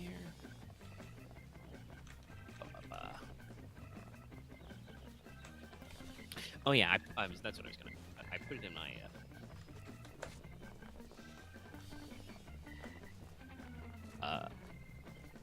I put it in the thumbnail, but we talk about music a little. I don't know if you really want to expand on it all, but I know you have been hitting those synthwave comps pretty hard. Oh yeah, I have. Like I've always been a fan of like the good old electronic and synthetic music. I wouldn't say like I am a connoisseur. I couldn't list like bands and like groups off the top of my head, but like honestly, we live in a weird time where we don't necessarily need them because we have so many people who will just put on fucking compilations on YouTube for like 2 hours, and you're like, go. Usually they're pretty good about putting the artist and the song name and artist, but it's like, is this one of those things that I don't really think about checking until like, you know, way later. But so recently I have been on a synthwave, a retrowave mix. I don't know what it is about. It's that vibe. I don't know. I love that vibe. I mean, it's what makes the those, you know, lo-fi beats to study to kind of thing work, right? Like it's especially with retrowave, there's a lot of, you know, it's deliberately a little rollback, a little, you know, outdated. Some of the tech is a little good. And I mean, by the way, also, hey, Chad, if you don't know necessarily the kind of music we're talking about, the artists, basically, have you played Hotline Miami? Because that's the Hotline Miami soundtrack is a lot of synthwave, like big names that Lucky has probably heard, and I know I've heard that, you know, you may remember from such stuff as, you know, Carpenter Brut, Perturbator, Magic Sword does some really good shit. But yeah, like there's a lot there. That's kind of what we're getting at. But yeah, there's a lot to be put in these big, you know, collections, and it's got a relaxing vibe. You're right. It's why I like, you know, get a little retro, you know, retro wave, synthwave stuff. I've always liked a little bit of the, if you want to go a little more towards the vapor end of the wave, the what they call, you know, the mall soft type stuff. Yeah, I'm not as big as on mall soft. I'm realizing that person just yeeted themselves off. Fuck, what the fuck? And there's a lot of like weird subgenres in this. Like, let me Google synthwave and see what like Wikipedia gets. Synthwave, also called outrun, retrowave, or future synth, is an electronic music microgenre. Yeah. Microgenre, interesting. A specialized or niche genre, been used at least since the 1970s. But there are sub things here. Vaporwave, dreamwave, dark synth. So yeah, synthwave stuff is above. You put that above the vaporwave. Okay. I'm pretty sure Loft just fell off. Oof. We're in leap of faith of having a bad old time.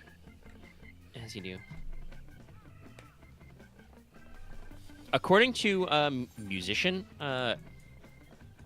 Perturbator, there's some distinct thing here. The elements of synthwave and retrowave involve 1980s cliched elements such as electronic drums, gated reverb, and analog synthesizer.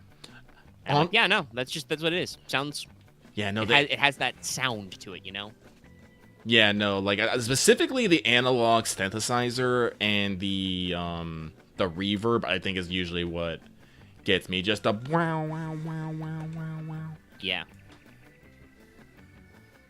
Just projects confidence. Mm-hmm.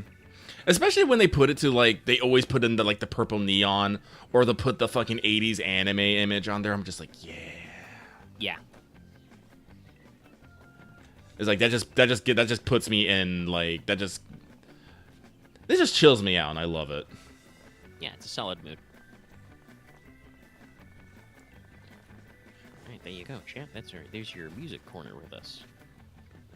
Next time I'll come back and yell about Dungeon Synth some more. Dungeons? Probably not. It's been a little bit since I've been listening to Dungeon Synth. Yeah, there's a Dungeon Synth is it's another electronic genre. The best way to think of that is like, to me, the best Dungeon Synth music is like, imagine the kind of like compressed reverb ass soundtrack of like, a 90s PC video game. Okay, I gotcha. Yeah, like that's generally what and I think there's some stuff that's called Dungeon Synth that actually predates that, but that's the kind of sound I like. Is like sounded like something out of a low budget video game soundtrack on the PC back in the day, and I'm just like, it's got a little bit of that same reverb and crisp and crunch, that you get from like a synthwave, but the tone, feels a little more like, ooh, a fantasy, or in a spooky forest or an underground cave. In general, I just think I like electronic music. I'm not sure how or why, but in general, electronica is good for me. Man, shit, I'm gonna get off this. I'm gonna go listen to Glitch Mob. Not really, probably. I think I'll probably log in at 14, I think. Tree, why are you a bitch?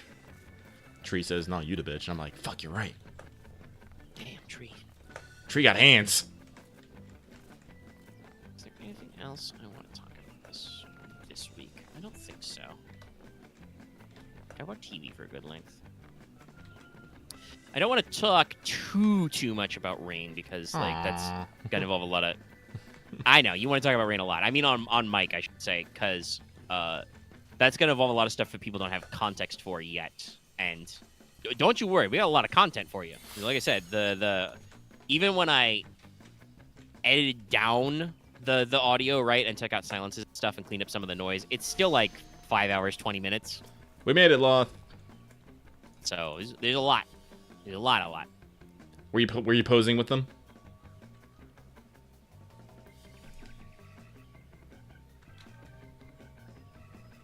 I should go get my fucking ranger suit. Oh, you were yell dancing. But no, like we did a big session. We did a lot of talking. Oh fuck it, I'm gonna talk about it anyway. And Omega will have to restrain himself. Because there's something actually that's been I found actually pretty weird. Like this isn't about Rain itself, but for some odd reason, I feel like people were very eager to have this Rain gain happen. Like, almost over eager, I want to say. People because were down to clown. like very down the clown. And usually, like, I consider myself usually one who's pretty aggressive about getting games up and going and stuff. But like, I know you've been writing a lot. You're working on Gensakai. You have the Singularity hack working in the background. You've been talking about, your Shadow Money Wizard game. Shadow Wizard Money gang game in there, and you're like, oh yeah, rain could be fun. And apparently that's something that everyone just latched on that. And yeah, Aaron's being like, it was me. Aaron in particular was like, hey, can we have that session 0? Hey, can we have that session 0? Hey, can we have that? He's been working on the setup. Yeah, session 0, and I was just like, damn, people really. Because I didn't want to tell people like to fucking knock it off because people wanted to do it, but like I knew that because you were gonna be the one writing it, and you already seemed like swamped most of these days, especially because you fucking hurt yourself while probably writing too much. I'm just like, guys, aren't don't you think you're going a little too hard? And I'm like, but it's what people wanted, and it worked out. And my fisty is getting better since, like I said, I got a new chair that supports my fucking elbow, so we're doing better. But yeah, people were gung ho, and I kind of like had to talk around like through a few like other stuff. But then it just kind of turned into like, well, when do we have time? Might have time this time. Might have time this time. This week I think kind of explicitly clicked because Axe said at the start of the week he's got a Pathfinder game on the side going on, and that had moved to a Monday. So Thursday was like completely free and clear, and then it was like, well, okay, yeah, we got the day. And I had like done a decent amount of prep work for it when people were hot on it. Like I wrote this, this line of questioning and reminders and stuff to go through that you will all hear most of chat when the the session 0 actually goes up. And like I said, maybe I'll probably get after I edit the What's Up audio. I almost said Let's Talk audio. That's not correct. The What's Up audio, after I edit that and post that to Patreon, I'll probably get on like trying to slide that into a video format. You guys can look at my full version of Map V1.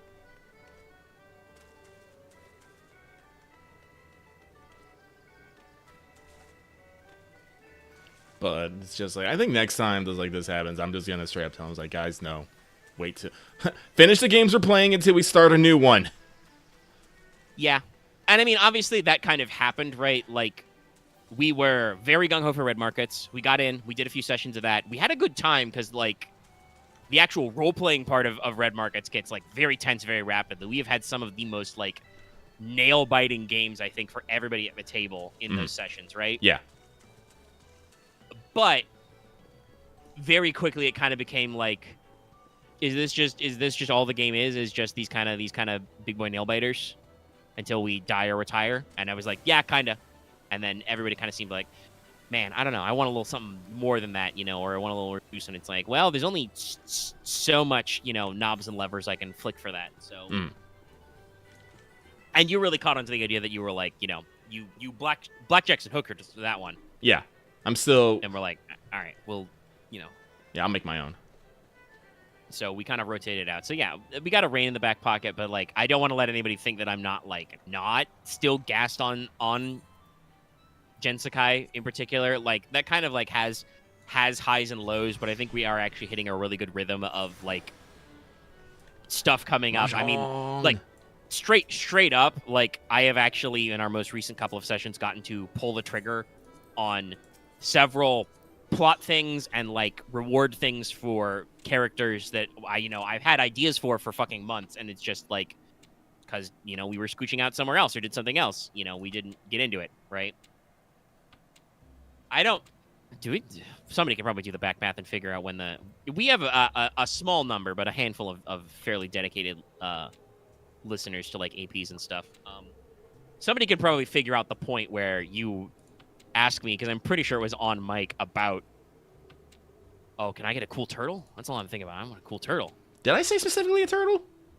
Yes. No, you were like, because I was writing some fluff about sacred animals or something and brought up, tortoises, and you were like, man, turtle would be cool. You mean giant turtle mount? And I'm like, okay. And that one I just did. it goes in my index card folder and it sits there until it comes time.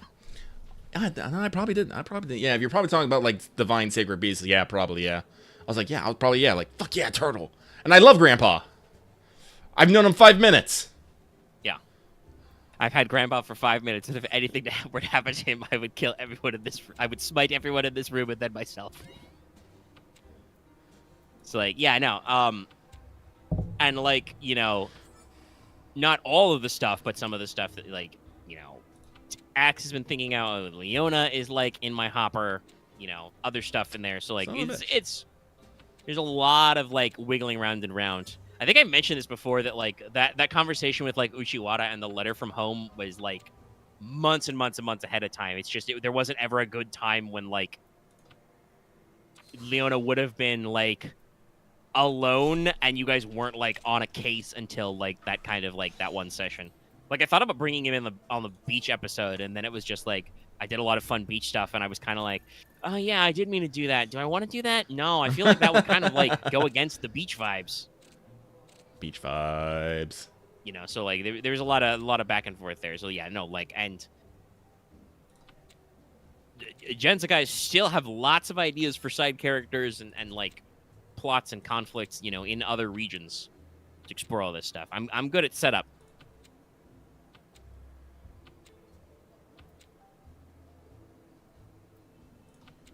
So yeah, there's a lot of that. And obviously, like he's mentioned, the singularity hack. That's on pause right now because I wrote a fuck ton for it, and then we're not playing this brawl for a little bit, and kind of got out of cyberpunk stuff. But I'm like, we've literally had this conversation where you asked me like, when do you think you'll be back to writing that singular war stuff? Probably when Phantom Liberty is dropped, and I'm like, yeah, it's Phantom. Yeah, it's gonna be. I'm gonna be replaying Cyberpunk again and looking at Phantom Liberty shit, and I'm gonna be thinking Cyberpunk thoughts, and that's gonna, I'll want to, have an outlet for those.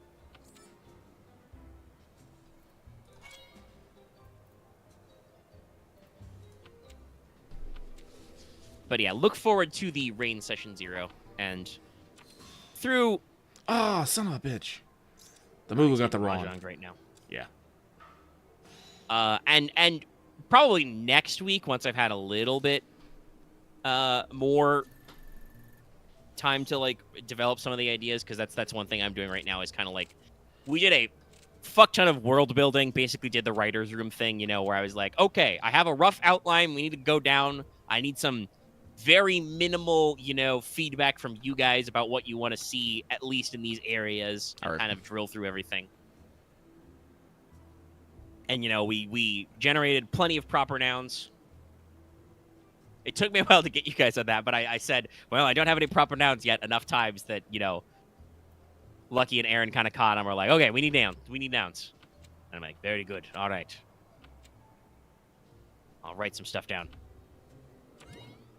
But that's going to get refined. But look forward to Why did you listen to the buildup of Sorry. Logi. Sorry, I'm a little confused. This Mandragora fucking just pawned my green dragon, but they discarded one, like, not even a turn ago. What the fuck? Oh, I'm really fucking with you. They are fucking with me. And he took my fuck... Okay. Sorry, I'm just having a moment here. He's having a second. Also, nah. It's fine. No, the magic is on point. Technically, narrower is better. Like, I mean, I appreciate that you have the hindsight to like realize when you've hyperfixated on something a little bit and look back and go like, oh, did I need to go so hard on that? Because, it's when I wrote a note explicitly to my players about not hyperfixating too hard and like making everything about something. That was not just at Axe, but Axe is one of the people that was at. I think it worked out pretty well. Arguably, Lucky was also very fixated on specific stuff, but yes, the main thing was that didn't really conflict with any of the other ideas anybody had, actually, so it managed to work out okay. I know what I'm about. And, we got some refinement in there. I asked you some fucking questions. Working on some stuff.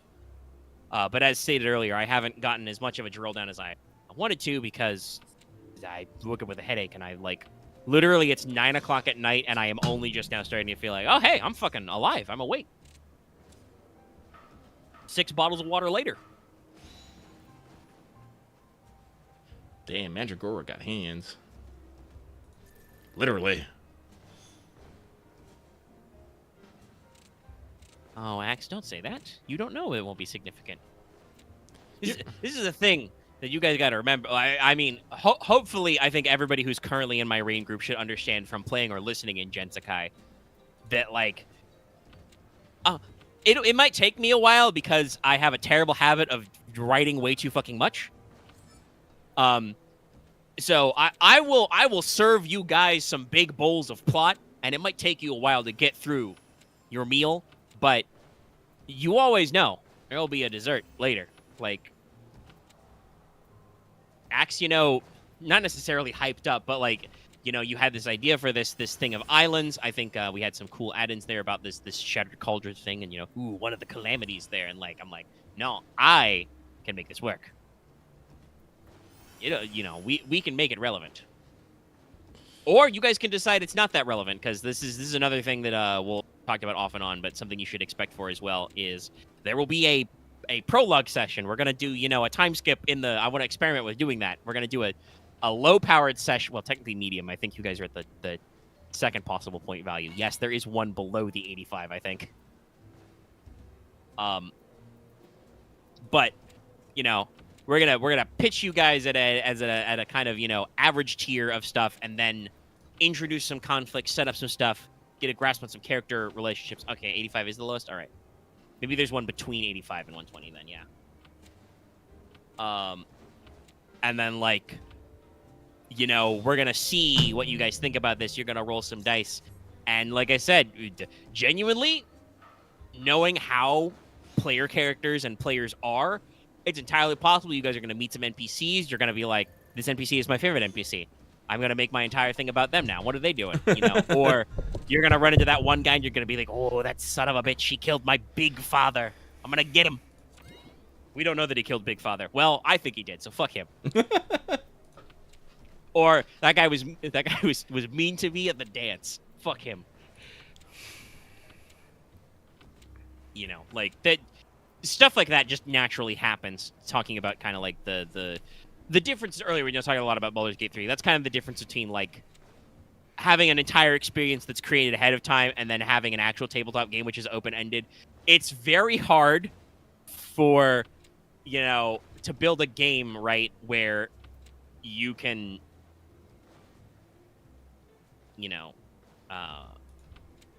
like get that moment where like the creator of the game, the author of the setting can like notice that you've latched onto somebody and be like, oh, well, now we're going to move some stuff around so that guy's a lot more important. You can kind of do that with games, but it's a lot harder. A lot more fucking work. But yeah, so stay tuned for a lot of that stuff. And I still got plenty of detail to fill in, need to figure out, like, gonna get some descriptions for our allied tribes. Gotta squiggle in some, you know, some stuff about, you know, religion, fill out the other noble houses, figure out some stuff. But you'll have all the context for that and more hopefully soon. Let me see. Yeah, but I think that's everything I got on the Goddard. Lucky, do you have anything, the Ducat? Oh. No, I want to say no. The Derby. You're thinking of funny D words now. The Dervish.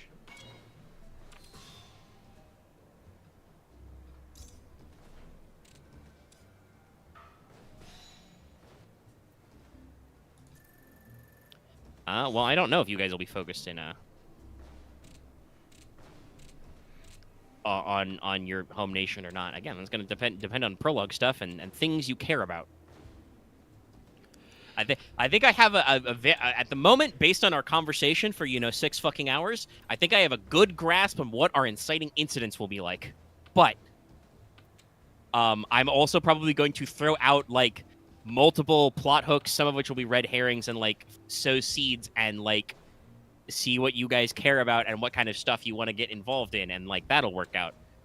Like, you know, if you guys, like, I don't know, accidentally, like, back a bunch of pirates in the south or something, and I say accidentally, like, that wouldn't be something in purpose you do. Like, I don't know, you guys may be focused on, you know, maritime shipping and trade. Alternatively, you know, you guys might be more focused on other shit. We'll see. We'll see where you focus. I'm not going to tell you where to focus. That's not the point.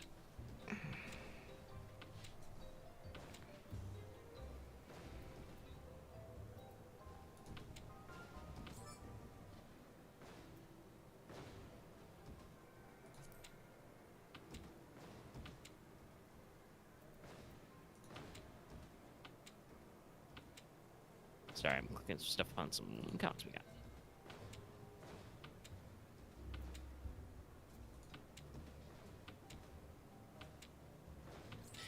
But if we don't have anything further to elaborate on, we can probably wrap up the show here. Solid show, solid time, solid as snake. I like how I said I'm feeling more awake, but like I'm also just running my fucking mouth right now. It's okay. I'll be fine. But okay, all right. Lucky has nothing further to add. I think I have nothing further to add. I give chat a last moment chance to fucking derail me. But it sounds like we're going for the wrap up here. So thank you so much, everybody, for tuning in to another wonderful, lovely episode of What's Up? Yeah, turn that shit around. Hanuman. Nice. And while Lucky is being good at Mahjong, which is a rare and difficult skill. We'll see everyone later, right?